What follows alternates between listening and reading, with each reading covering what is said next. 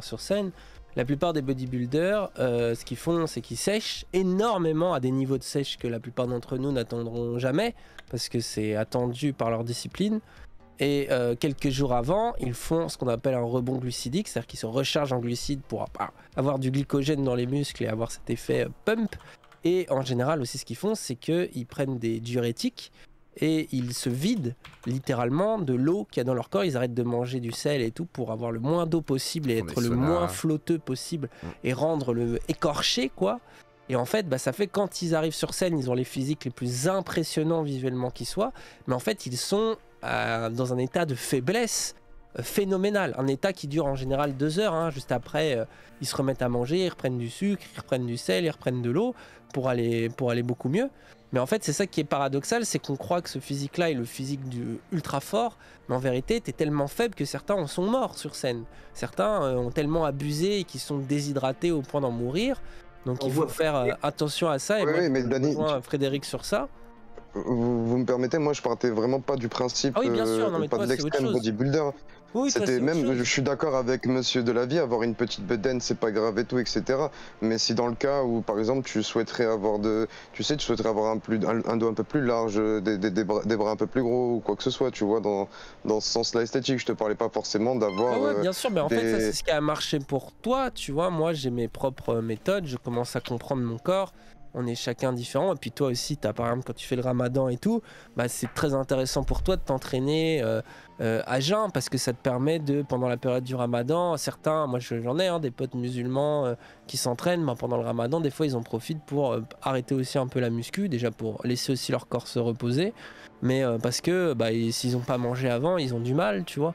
Donc toi, ça a de l'intérêt par rapport aussi à ta propre vie et tout.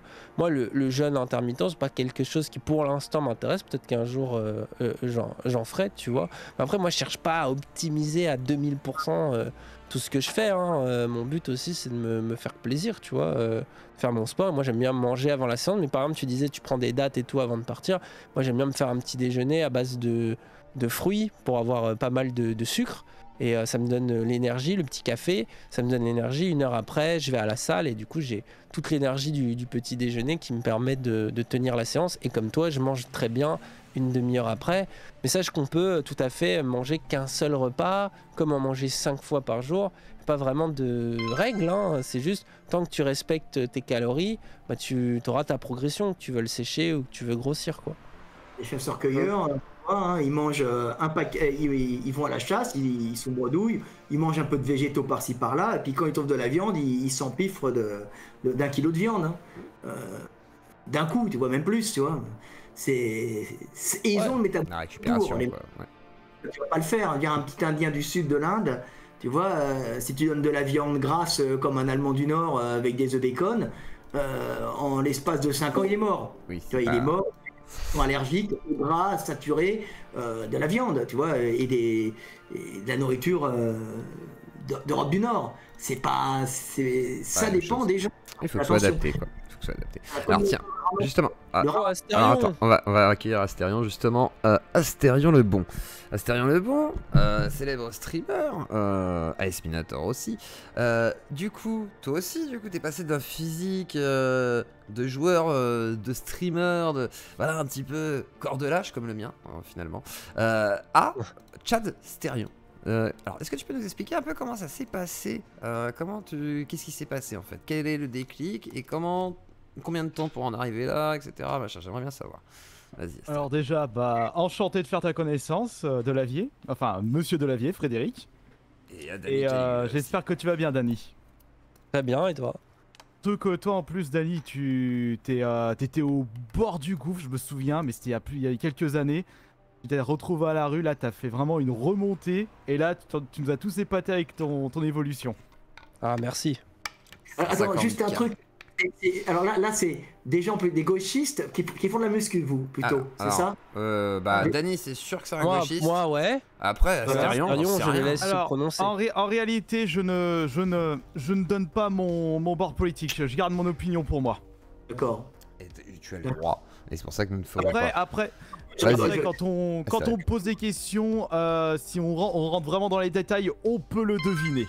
Mais en attendant, j'en parle pas parce que c'est ça m'intéresse pas. Enfin donc, concernant la muscu, donc j'ai commencé, alors moi j'ai pas eu de peau, puisque j'ai commencé à un âge assez avancé, donc j'ai commencé décembre 2019, donc j'avais 33 ans, j'ai jamais fait de sport de ma vie. On s'est tapé le confinement, donc fermeture des salles. C'est horrible. Et j'avais pas de matos chez moi. Affreux. Ensuite, je reprends le sport, 3 mois après, couvre-feu, 8 mois d'arrêt des salles. Donc pendant 1 an, j'ai pas eu le droit de faire de la muscu, et le peu que j'ai fait au début, bah j'avais tout perdu d'un coup. Et là, on va dire que je me suis pas arrêté de faire de la muscu depuis juin 2021.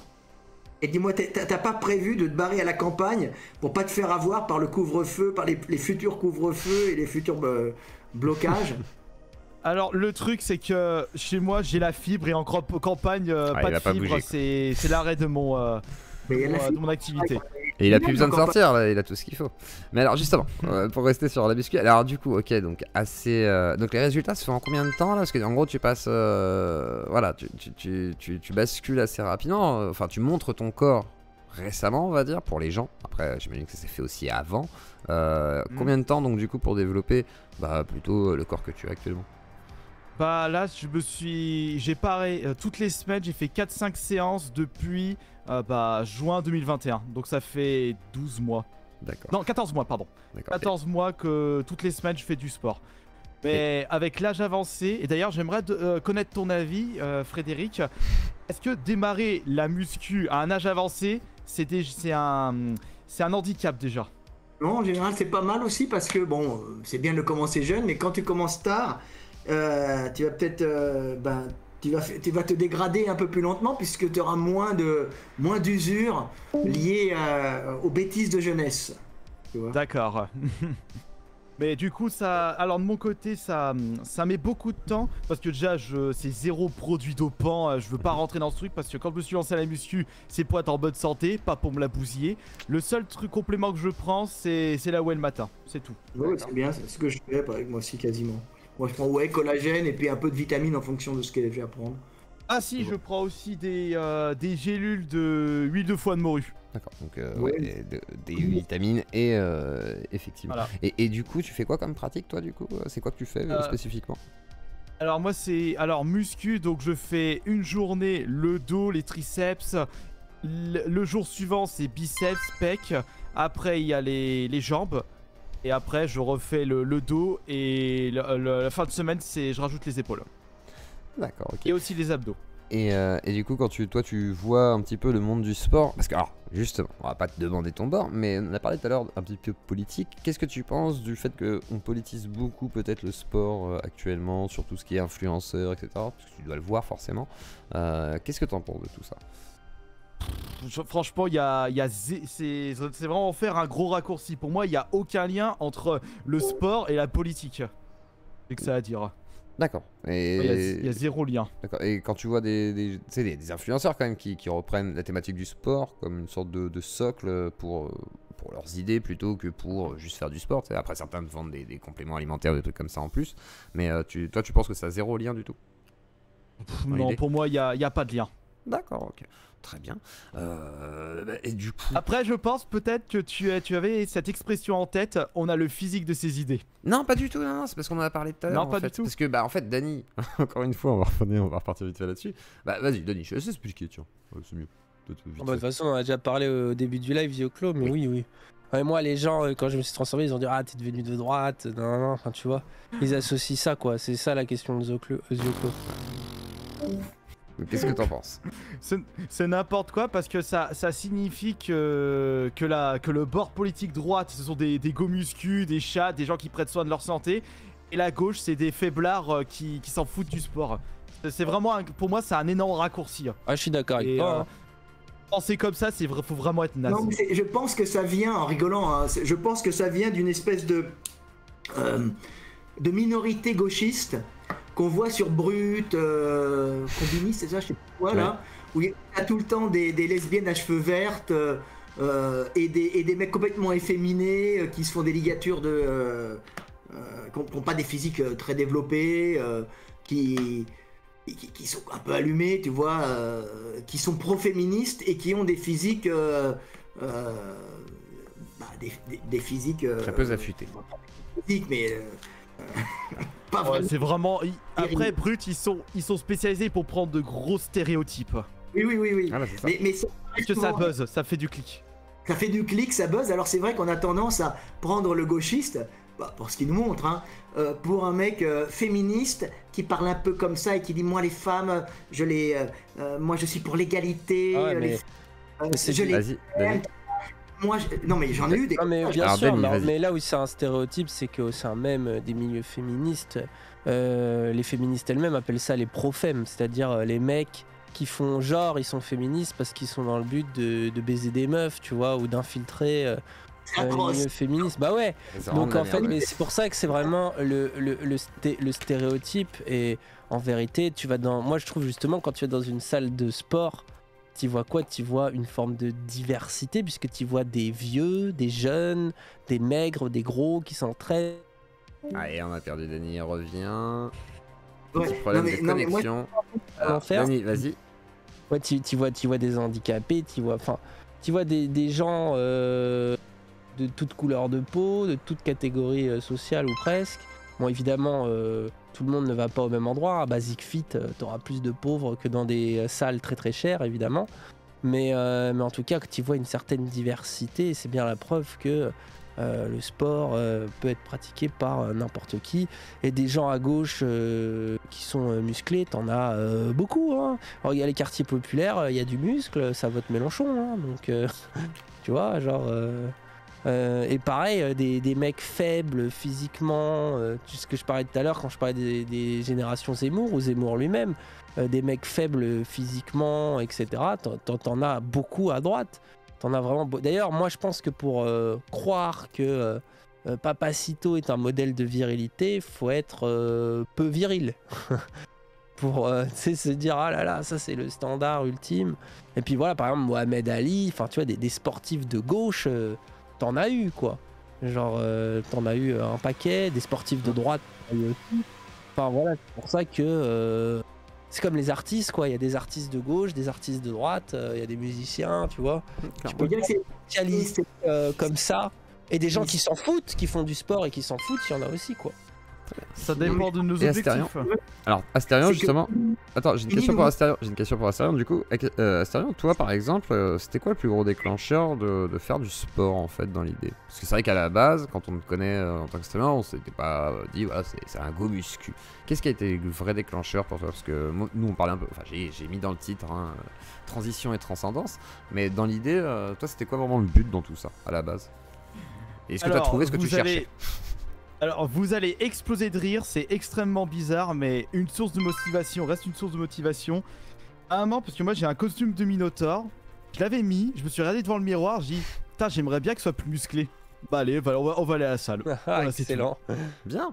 Ah, c'est bien. Ah oui, du coup, ça t'a donné un véritable. Pour du cosplay élan. en vrai. En vrai, c'est pour les cosplayers d'ailleurs, très souvent, ont des gros physiques. Hein, parce que pour incarner des super-héros ou des trucs, t'es obligé de t'adapter.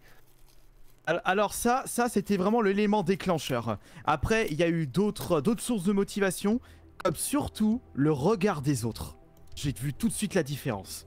Et est-ce que la haine dans les commentaires que tu reçois beaucoup, c'est quelque chose aussi qui t'a motivé, qui peut te motiver en mode allez, je vais leur montrer que. Aussi, mais ce n'était pas la principale motivation. Ouais, mais c'en a une petite, mais c'est pas la principale. Ouais, ok, bon, je te rejoins sur ça aussi. C'est une fierté peut-être. Parce que toi aussi, Dany, le regard des autres, il a changé. Comment ça? C'est-à-dire que quand tu te prenais de la haine, et là, quand tu as commencé à montrer ton évolution muscu, est-ce que des gens ont commencé à changer le regard? Et le regard était beaucoup plus positif. Oui et non, parce qu'en vrai, il y a aussi le fait que tu vois, j'étais revenu sur Twitch et tout, ce qui a, je pense, déjà changé un peu le regard. Mais j'ai l'impression qu'à droite, ouais. C'est-à-dire que moi, de toute façon, j'ai toujours été un peu un bosseur et avoir le courage d'afficher mes idées en ligne. Et souvent, ceux qui insultent, je pense que tu le sais, hein, c'est des gens qui montrent même pas leur visage. C'est un truc de lâche d'insulter sur Internet. Là, on a plein dans le chat, ils en profitent d'être anonymes pour ce sont des hommes déconstruits. Tu vois, et mais je pense que là ce que je vois un peu c'est qu'il y a des gens qui disent ah mais en fait ils travaillent en fait machin, Donc je pense que ça change un peu, mais en vrai moi j'ai la chance d'être bien entouré et on m'a jamais dans la vraie vie jugé sur ça, tu vois. Genre on a toujours reconnu d'autres qualités que je pouvais avoir, mais après ouais ça ajoute un truc, je reçois des compliments, surtout les mecs. Les mecs font beaucoup de compliments sur la musculature des hommes. En mode ah t'as pris des bras, oh là là, là. Et c'est pas si sexuel que ça d'ailleurs, parce que en général c'est. Oui, ouais, voilà, c'est en mode ah bravo, bien joué, tu te déterres et tout. Mais c'est pour ça que pour ceux qui se disent aller à la salle c'est pour les meufs, en vrai la plupart des filles s'en fichent un peu, mais les mecs ils sont très sensibles. Elles s'en fichent moyennement quoi. C'est vrai que c'est pas le facteur principal, le physique. Hein. Moi je dis tout le temps aux jeunes qui me suivent, c'est les femmes, ce qu'elles aiment bien, c'est les garçons qui ont de l'énergie. Tu vois, et qui font le premier pas. L'ambition, l'énergie, plein de choses. On prend le physique de son ambition, tu vois, on veut aller vers l'avant, donc c'est vrai qu'un mec ramolo, mais si t'as un physique ingrat et t'as beaucoup d'énergie et tu veux bouffer le monde, les femmes aiment ça. Tu vois, elles aiment avant tout l'énergie chez un homme, même plus que la richesse. Après, elles aiment la richesse, mais parce que l'énergie apporte la richesse. L'avantage de l'énergie, c'est que ça prouve que tu as une bonne génétique pour aller conquérir le monde. Elles le refileront instinctivement à leurs enfants. Donc elles sont attirées par les mecs énergétiques. Tu vois, de gauche ou de droite, hein, c'est le mec qui va vers, qui y va, tu vois. Après, c'est sûr que la richesse, elles aiment bien, les femmes aussi. C'est-à-dire, mais elles préféreront globalement un mec qui a de l'énergie à un mec qui est riche. Par contre, un mec qui est riche et qui a de l'énergie, c'est le summum, tu vois. C'est un mec qui s'est bâti tout seul et qui s'est enrichi lui-même. Tu n'as pas un fils à papa. Le gosse de riche, en réalité, le bourgeois. Oui, il y a peu de mérite, quoi, effectivement, sur les deux femmes. On méprise, et on lira avec quelqu'un qui l'utilise comme un objet, et on sent le mépris dans ces femmes de l'homme qu'elles ont. Elles vont l'utiliser comme géniteur, en sachant qu'avec un certain mépris, que c'est uniquement parce qu'il a l'énergie de ses parents. Tu vois, oui, tout à fait, oui. L'héritage surtout, je pense. Mais bon. Et tiens, Astéria, du coup, pour répondre à ta propre question, toi, comment ça a changé le regard des gens sur toi? Parce que sur Twitter, on voit un peu que voilà, il peut y avoir ça titille, comme d'habitude, mais sinon, comment ça a évolué sur toi? Regard. Oh bah moi, il y a eu des gens qui commençaient à me tailler parce que j'avais commencé à muscu, j'ai commencé à m'exhiber en caleçon bleu quand je me suis inscrit à la salle. Et là, les gens commencent à voir les résultats et tout de suite, ils oublient ce qu'ils avaient dit auparavant. Ouais, je suis désolé, Astérion, on commence à voir les résultats, alors force à toi, fonce, tu vas tout déchirer. Et ça amène ça t'a motivé. Des bons commentaires. Les gens soutiennent en vérité. Hein, moi, voilà. il y a eu les gens qui ont critiqué, beaucoup de gens m'ont soutenu. Franchement, les gens sont très encourageants quand on fait du sport globalement, quoi. Genre, je trouve. Débardeur, par contre, hein, c'est ça. Comment? Vous êtes tous les deux en débardeur. Exactement. Ah bah, il fait chaud. Il doit faire 32 degrés chaud. Ouais, il fait très chaud là. C'est ça, là, on commence à subir un petit peu la chaleur. Astério, est-ce que tu avais des choses particulières au niveau du sport que tu as vécu, des sortes d'anecdotes un peu particulières qui seraient intéressantes à raconter, même pour ceux qui débuteraient et tout, parce que bah du coup ça pourrait être. Alors moi j'ai une anecdote qui a failli me coûter qui a failli provoquer la fin de mon évolution muscu. C'est le fait qu'il y avait des gens qui ne voulaient pas que j'évolue. C'est-à-dire qu'ils ont carrément contacté ma salle de sport pour que je sois ban. Ah ouais. Ah ouais. C'est quoi alors il y a eu 2 tentatives. La première tentative, c'était les mecs qui se faisaient passer pour moi et pour mes frangins, comme quoi on avait l'intention d'aller détruire la salle de sport. Et j'ai le gérant qui vient me voir et qui me dit ouais mais par contre c'est quoi ces messages que t'envoies? J'y vais, quel message? J'en sais rien. Alors du coup j'ai expliqué que c'était pas moi, que c'était des gens qui se faisaient passer pour moi. Je donnais l'exemple du swatting et du coup ils ont dit ouais d'accord, pas de souci. La deuxième tentative, ils avaient piraté mon compte Basic Fit pour que je dégage de l'abonnement. Donc à un moment j'arrive, je dis tiens ma carte elle passe plus. C'est un mec, il avait piraté mon compte pour justement me faire ban de Basic Fit. J'ai pu continuer et là c'était la dernière tentative, c'était des gens qui se faisaient passer pour des membres femmes du truc et comme quoi je les harcelais sexuellement dans la Ils sont déter, hein. dans la salle. Ils sont déterminés quand même à te faire chier, hein. On est sur ça du... c'est Le harcèlement, hein, Thibaut Inchep, il l'avait viré au moment de sa salle, je crois, non? Oui. Ouais. D'accord. Par jalousie, au début, il était là, quand il a commencé, tu vois, et comme ils ont vu qu'il avait qu'il commençait à être bankable, tu vois, être un peu star, ça a généré de la jalousie, c'était atroce, quoi, tu vois. Et le truc, c'est que j'ai toujours continué la salle, mais bordel, quand tu reçois ce genre de situation, ça motive pas vraiment. Mais bon, moi, il me fallait beaucoup plus. T'es un youtubeur connu, moi je connais pas. Hein. T'es un youtubeur avec une grosse chaîne. Ça va. C'est plus l'ancienneté parce que j'ai commencé YouTube en janvier 2008. Et surtout, il y a beaucoup de gens qui t'ont harcelé, qui sont moqués de toi. Il est aussi connu pour ça. Et qui continuent de le faire sans aucune raison. Et du coup, c'est aussi pour ça que t'as rencontré ces problèmes-là. Parce que bon, c'est ce que je disais sur la lâcheté des gens sur Internet, quoi. C'est que ça pourrait envoyer des menaces. Il s'en souvient. Ah oui. Une soirée incroyable.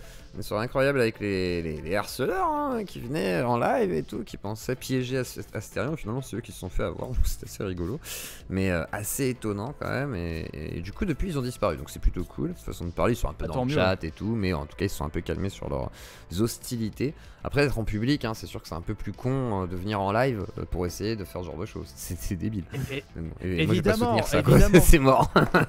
Si c'est juste des insultes, mais ça fait partie du métier. De toute façon, quand tu commences à t'afficher sur Internet, faut que tu acceptes la critique, les insultes, que les gens ils vont pas aimer ce que tu fais. Moi, c'est pas de problème, mais sauf que moi, c'est parti beaucoup plus loin, malheureusement. Et puis, je pense, toi et moi, ça fait un moment qu'on est là, toi, même bien avant moi. Donc, c'est dit. Et pourtant, je suis un dinosaure maintenant sur Internet, ça fait 10 ans.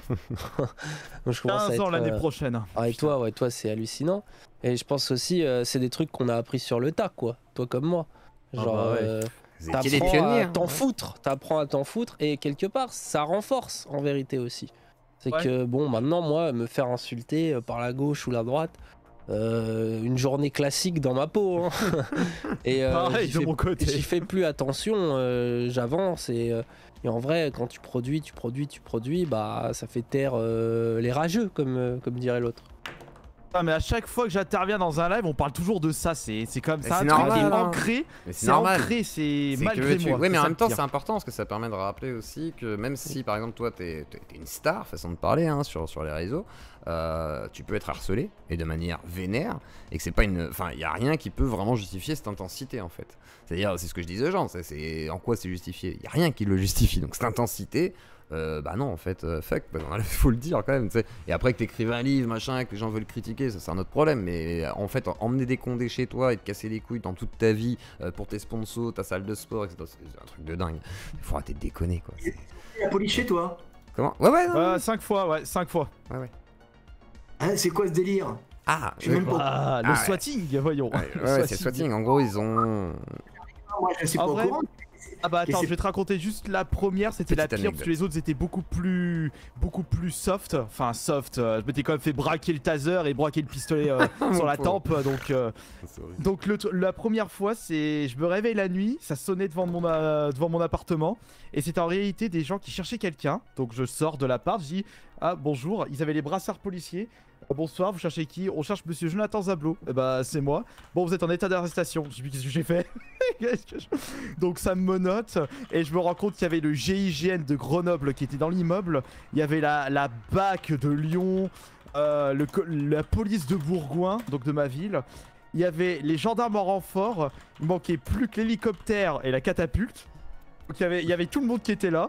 Et finalement c'était un canular, bon ils se sont rendus compte après. Les gens qui avaient téléphoné la police, c'était le commissariat de Bourgoin, ils se faisaient passer pour un cabinet médical qui habitait dans le même immeuble que moi. Et ils se disaient comme quoi j'avais fait une prise d'otage, j'allais tuer tout le monde avec un fusil à pompe. Ils avaient pas pris ça à la rigolade. Ah ouais, délire. Ouais, c'est le principe du swatting. C'est la méthode du camp en fait, c'est de dire que tu vas... En fait que t'as un crime qui vient d'être fait, genre tu t'as battu ta femme, que tu es armé, que tu vas te suicider, mais que tous ceux qui vont venir normalement voilà, se présenter à la porte, tu vas les abattre avant, ou que tu vas faire un carnage dans la rue. Du coup, les flics ils se disent ah, on appelle la BRI, tu vois, ils t'envoient des mecs surarmés et ils te disent bonjour monsieur, ferme ta gueule, tu te mets par terre et on s'en bat les couilles pour l'instant, on va déjà vérifier qu'il n'y a pas de danger, tu vois. Et c'est ce qu'a vécu du coup Astérion en mode, voilà, c'est des méthodes normalement plus activistes, mais là en mode juste pour l'emmerder parce qu'il y avait des gens qui aimaient pas qu'il ait acheté un jeu vidéo moins cher. Et voilà. Mais t'as une chaîne de quoi pour une chaîne de jeux vidéo? Un demi-million d'abonnés. Jeux vidéo, tout à fait. Un demi-million d'abonnés quand même, donc c'est une grosse chaîne. Et en fait, il y a eu une histoire de jalousie, et en fait, il s'était embrouillé avec un gars sur un stand, en gros, et c'est parti en couille, tout ça, quoi. Et tout était parti en couille, mais ça a été pour un jeu vidéo, parce que... Non, c'était pour un stand, parce que j'avais critiqué un stand. Mais c'est des mecs pour rien, ils font ça, mais ils sont tarés. Ah bah ça tu leur diras en face à face, ça leur fera les pieds. Non mais moi ce qui me fait rire c'est que YouTube c'est devenu vraiment un endroit débile où il y a une guerre pour l'argent. Ah oui. Tu vois, pour la notoriété. Non mais moi je m'en suis aperçu très tard. Quand j'ai vu les mecs qui commencent à m'attaquer, je dis attends, j'étais avec un pote suisse qui est spécialiste en génétique et en Doc Weber. Et on rigole, il me dit mais Fred, les mecs ils t'attaquent, mais attends c'est quoi ce délire? Tu fais que des livres de muscu? Il dit oui, ils me menacent et tout. C'est des tarés. Les mecs sont des tarés. Inventant des trucs comme quoi j'avais frappé une femme, que je m'étais réfugié en Hongrie. J'avais les mecs qui m'appelaient, je dis mais qu'est-ce que c'est que ça? Je vais même pas répondre, tu vois. Ils inventaient des trucs sur moi et t'avais des espèces de légendes urbaines. Alors j'avais un réseau de prostitution. Oui, ça j'avais entendu ça, ouais. J'avais frappé une femme. Attends, un mec que je connaissais venait se pointer devant chez moi. Plusieurs fois, je me dis mais attends, je fais YouTube, c'est tout, tu vois, ça va, je dis ce que je pense, ça reste bon enfant, tu vois. Ils sont dingues, les mecs. C'est Internet, c'est le problème d'Internet et de gens qui pensent qu'ils ont une mission divine à essayer d'accomplir pour des raisons débiles. Hein. Nous, on était tombés sur des quarantenaires, tu vois, genre qui regardent une chaîne normalement qui est plus en principe pour des plus jeunes, tu vois, dans l'idée, parce que c'est du jeu vidéo, du Pokémon, du machin et tout. Et les mecs de 40 ans qui sont chez eux, qui n'ont pas spécialement de grande vie sociale, et après, grand bien leur face, ils font ce qu'ils veulent. Mais leur vie, c'était de surveiller Astérion pour le harceler, savoir ce qu'il faisait et tout. Donc c'est assez fou. T'as le même phénomène avec Sardoche, que Dany aime beaucoup. Sardoche, c'est un mec qui était surveillé, qui est encore surveillé en Corée, pour des parties de jeux vidéo sur un jeu très connu qui s'appelle LOL. Et en gros, les mecs connaissent sa vie par cœur, mais millimétrée, pour aller le faire chier à chaque game et l'empêcher de gagner. Tu vois, juste ça. Ça, je crois que ce que prend Sardoche, c'est encore un niveau dessus par rapport à moi. Non mais les gars sont des c'est spécialistes. vraiment le summum de la connerie. Non mais là, ça ferait des terroristes incroyables, quoi. Avec la fête, j'avais eu ça, moi. J'avais les mecs qui me menaçaient de mort avec la fête. Ouais. On sait où c'est rough. On va te foutre un coup de marteau sur la tête par derrière. Attends, des histoires de muscu. J'étais là, je dis mais ils sont tarés les mecs. C'est du business, à mon avis. Pour toi, c'est plus du business, je pense quand même dans l'idée, non? Enfin, il y a quand même une concurrence peut-être dans le milieu de la muscu. Tiens, parlons de ça aussi, justement. Est-ce qu'il y a une grande concurrence dans le milieu de la muscu? Parce que toi, t'es implanté là-dedans, t'as vendu des millions d'exemplaires. Dany peut nous montrer d'ailleurs 2 livres comme ça pour faire genre animer le truc. Mais en gros, t'as vendu des millions d'exemplaires. Est-ce qu'il y a une grande concurrence dans le monde du sport? Voilà. Moi, personnellement, parce que en vérité, moi je comprenais pas ça parce que moi je gagne ma vie sur l'étranger. Donc mon YouTube est pas monétisé. C'est un moyen de m'amuser, quoi. J'ai 112 000 abonnés. J'arrive vers les 113 péniblement, mais je fais pas ça pour gagner de l'argent, je fais ça comme pour même un peu pour me divertir et puis pour permettre à mon livre de philo de se diffuser et de faire passer la bonne parole, tu vois. Mais je fais pas ça pour l'argent, tu vois, j'ai pas de concurrence directe en France. Par contre, je suis un moyen pour les mecs qui n'ont pas de visibilité de m'attaquer et d'avoir de la visibilité, c'est-à-dire je deviens celui qu'on doit attaquer pour avoir de la visibilité, c'est-à-dire prendre la place du calife, tu vois, c'est être calife à la place du calife. C'est ce qui s'est passé exactement avec moi. Dany pourra confirmer. Ouais, non, mais de toute façon, c'est ouais. Alors j'avais vu ça, quoi. Quand je parlais un peu je parle encore de politique, moi c'est économique, je suis ni à gauche ni à droite, et j'avais eu les mecs d'extrême droite, j'ai pas mal de sympathisants à droite, pour certaines idées, j'en ai à gauche aussi, et là je m'étais aperçu que, alors là il y a des luttes alors dans les petits partis, les petits groupes de droite, hein, il y a des luttes terribles entre les mecs qui commencent à avoir de l'aura au niveau entre guillemets, c'est comme ça, ces trucs à la mode politique, tu vois, qui s'attaquent entre eux à droite pour le business de droite. C'est-à-dire que la droite, c'est aussi un business, comme la gauche est un business, comme le jeu vidéo est un business, comme le sport est un business. Et tu aperçois que c'est un business, que tout est un business. Et les mecs m'attaquaient. Et alors j'avais des mecs, le Conversano. Alors le Conversano, lui, j'étais devenu sa bête noire parce qu'il sait que je suis pas avec des mecs derrière moi. J'ai beaucoup plus d'appui qu'il ne le croit, mais pas où il croit. Donc beaucoup plus haut qu'il ne le croit, mais pas dans des groupes de mecs qui me suivraient, tout ça. Et ils avaient fait même des menaces de mort, des menaces d'agression, il fallait l'enlever, tout ça. Et bien sûr, il n'y a jamais rien eu, tu vois. Mais t'imagines un pauvre gars un peu esselé, vivant dans son milieu de droite, voulant m'agresser. T'imagines ce que ça pouvait générer. Et les mecs allaient jusqu'à faire des... Il faut absolument le faire disparaître, il faut le faire taire sur des vidéos par tous les moyens. J'ai dit, mais attends, les mecs, c'est YouTube là, on parle. Et j'avais pas compris que c'était un milieu où il y avait des guerres pour le pouvoir. Mais ce pouvoir apportait de l'argent puisque tous ces petits youtubeurs, ils vivent sur une fanbase qui leur apporte des tipis, qui leur permet d'aller bouffer dans des restaurants. Ils sont invités, ils vont dormir à droite à gauche, ils vendent des casquettes, et ils vivent, tu sais, maintenant le virilisme, reviriliser le petit blanc, et en fait reviriliser le petit blanc, c'est un business, c'est-à-dire ça permet de créer des stages de virilisation à l'étranger, tout ça, et les mecs s'affrontent entre eux pour capter un auditoire, tu vois, et en vivre, tu vois, c'est-à-dire qu'ils font d'un combat qui est à la base politique un business qui devient à la fin qu'un business. Alors je pense que c'est aussi à gauche qu'à droite, je pense qu'à gauche c'est la même chose, hein. Je pense qu'un mec comme il s'appelle, je suis horrible à dire, il vous allez dire arrête, comme le zététicien Lateb, c'est devenu ça, alors un truc bien, tu vois, mais je pense qu'à gauche et à droite c'est la même chose, c'est les mêmes travers de YouTube qui fait que c'est devenu un média pour faire de l'argent et les mecs sont prêts à tout pour prendre ta place, te salir, briller à ta place, te détruire quand ils n'ont pas de visibilité pour avoir l'impression d'avoir quelque chose à faire dans la vie. Alors que ça marche mieux si on peut se parler sans forcément se faire la guerre, absolument, c'est un peu débile, mais bon, ça je comprends pas ces mécaniques, mais c'est ainsi. Mais après voilà, c'est notamment parce que si la politique c'est du rapport de force, quoi, c'est un rapport de force entre des idées contraires, donc c'est aussi qui va gagner. Alors tu peux le faire d'une manière plus ou moins noble, comme certains choisissent de mettre des coups en dessous la ceinture. Moi par exemple, quand je suis arrivé sur YouTube, j'étais juste dans cette idée de partager mes connaissances. Moi j'ai fait une chaîne de philo à la base, Frédéric, et je parlais de philosophie, puis j'ai commencé à donner des idées politiques, et ça m'a ramené à cette hostilité dont tu parles. Des gens à droite, beaucoup, mais aussi certains à gauche qui disaient que du coup je disais rien correctement. Et en fait, je me suis renforcé, et en fait paradoxalement aussi, tu apprends à défendre tes idées, même face à des adversaires plus ou moins bien intentionnés.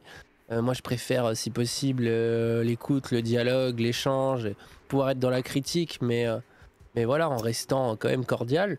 Mais des fois, tu es obligé d'en venir un peu aux mains, hein, si j'ose dire, parce qu'on est sur Internet. Mais tu es aussi parfois obligé d'aller un peu dans le terrain du troll ou de la violence et tout, parce que on t'attaque sur ce terrain-là, et tu vas pas te défendre face à quelqu'un qui t'attaque en trollant, avec un discours purement rationnel, parce qu'en fait tu perds vu que l'autre se moque de toi. Moi ça je l'ai appris d'ailleurs à mes dépens, hein, à une certaine période. Ouais, la période du et rapport, t'es un peu obligé, c'est même pas parfois de ton propre chef que tu découvres que ouais c'est un milieu hostile et violent, et que pour rester dans ton milieu, t'es obligé de rendre certains coups qu'on te donne, quoi. Et c'est un milieu qui brasse beaucoup d'argent. YouTube, j'étais étonné. Moi, j'en gagne pas indirectement, puisque moi, c'est mes livres hein, qui font. Mais ça me donne une visibilité. Mais je gagne pas avec les Tipeee, j'ai pas de concurrence directe. Mais je me suis aperçu que c'était vraiment un milieu d'argent et que c'était devenu le milieu dont les jeunes rêvaient. C'est-à-dire, c'est tous les jeunes maintenant, ils rêvent d'être youtubeurs, influenceurs. Non, il rêve d'être tiktokers, mais oui. TikTok. Avec des millions de vues. Mais oui, on a encore changé de génération.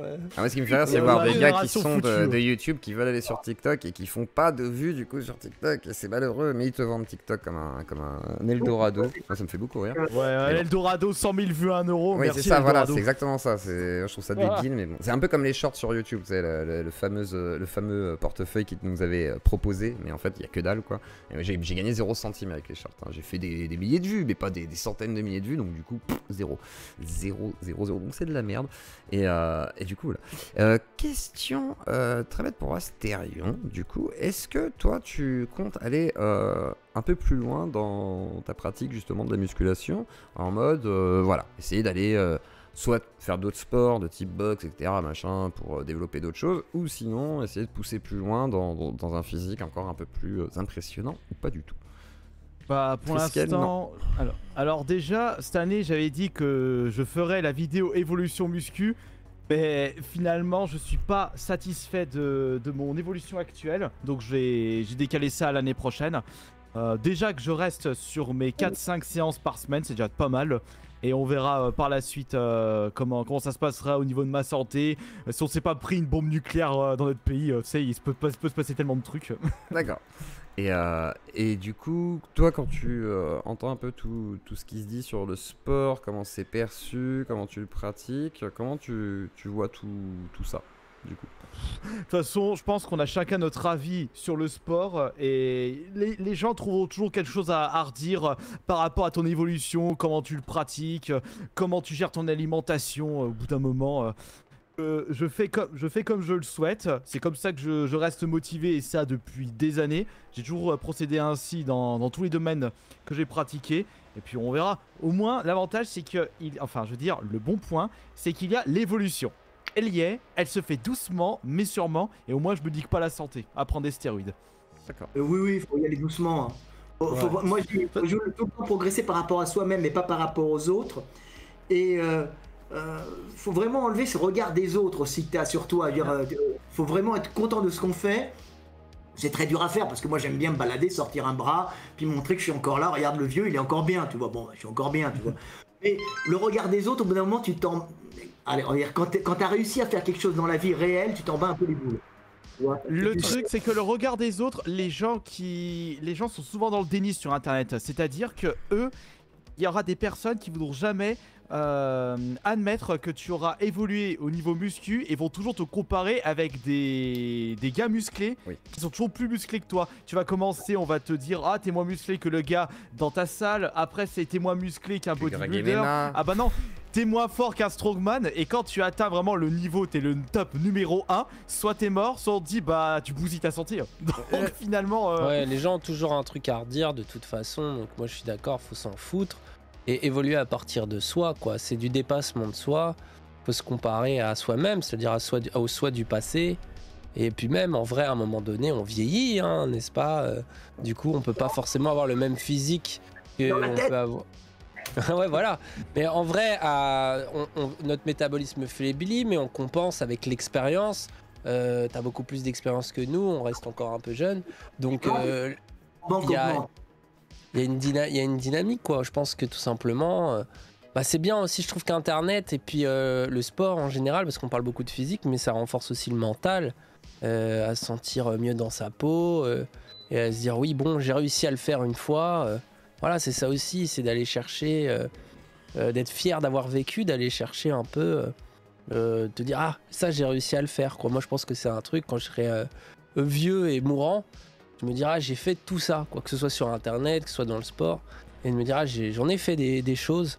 Et je pense que si on pense comme ça, c'est sain, quoi. On peut développer un regard sain. Alors que si tu te compares aux autres, et souvent sur Internet, Astérion, ceux qui disent, oui, c'est pas si incroyable que ça par rapport à un tel, c'est des gens qui n'y connaissent rien. Moi, j'ai vu les sportifs, des sportifs qui ont des très beaux physiques, ils m'ont dit, pour une première année, c'est super, bravo, etc. Parce qu'ils savent tout de suite que ah bah là pour un an c'est bien, pour tant de temps c'est bien, etc. Et c'est ceux qui n'y connaissent rien qui te disent ah tu ne ressembles pas à tel athlète qui fait ça depuis 10 ans. Et évidemment que tu ne vas pas ressembler à un athlète qui fait ça depuis 10 ans à ta première année de pratique, c'est évident. Et en général les sportifs qui n'ont rien à craindre, qui ont des capacités, ils écrasent pas les autres, ils encouragent, ils disent vas-y je vais t'apprendre, ils partagent leurs connaissances, quoi.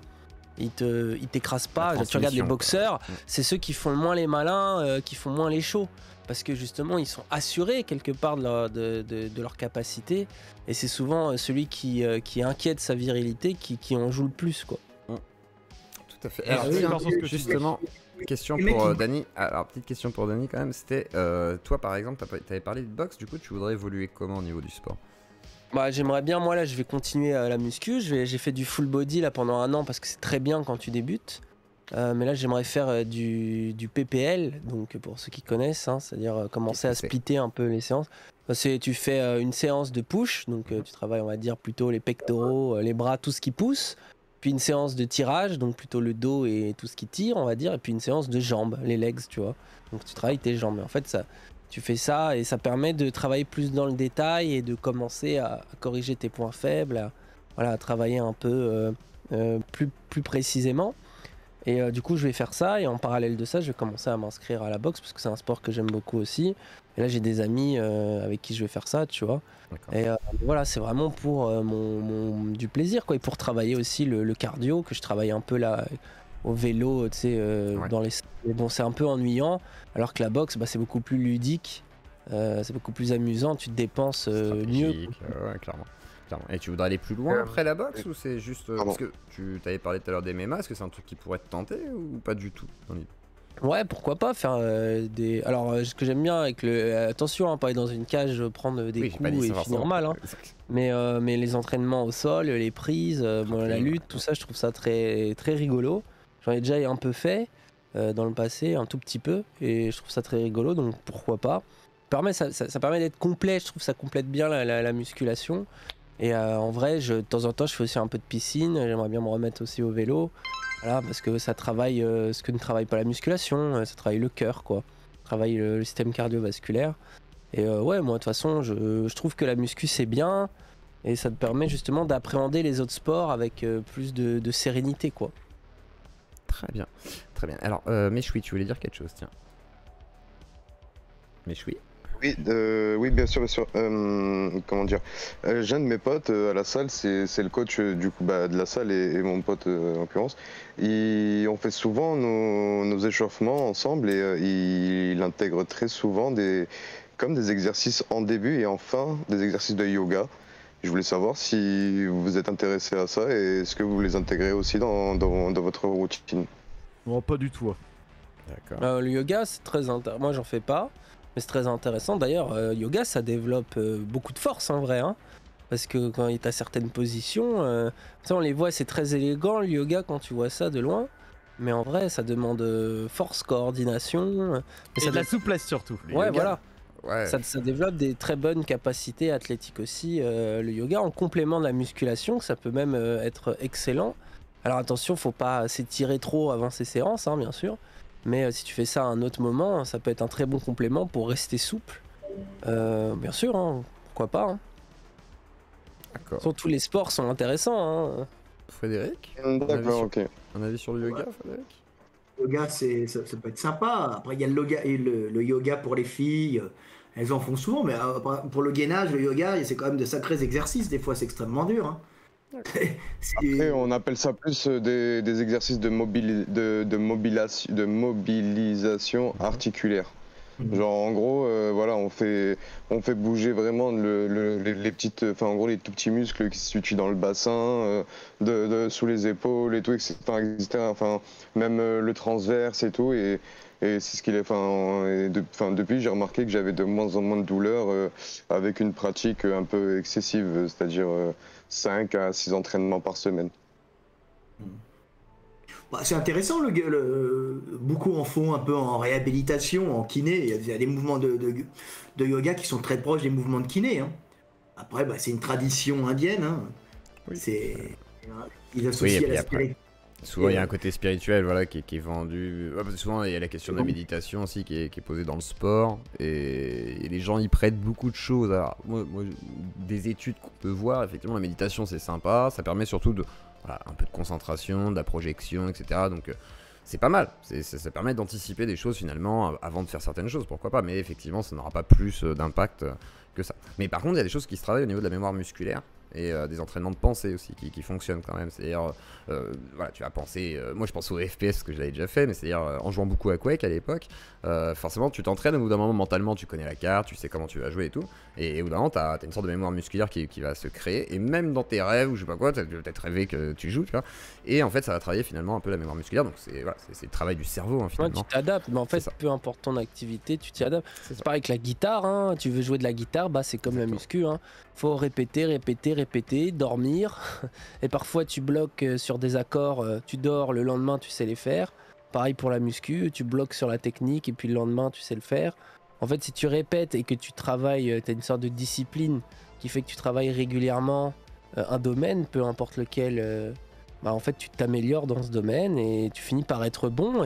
Et peu importe d'où tu pars, parce qu'on va avoir plus ou moins une bonne génétique, plus ou moins des bonnes conditions de vie qui vont faire qu'on n'a pas les mêmes cartes qu'un autre. Mais à partir du moment où tu t'entraînes, tout le monde peut apprendre à jouer de la guitare, tout le monde peut apprendre une langue étrangère, tout le monde peut se muscler. Donc en fait, c'est juste une question de régularité hein, au final. Du temps et d'appliquer une certaine répétitivité.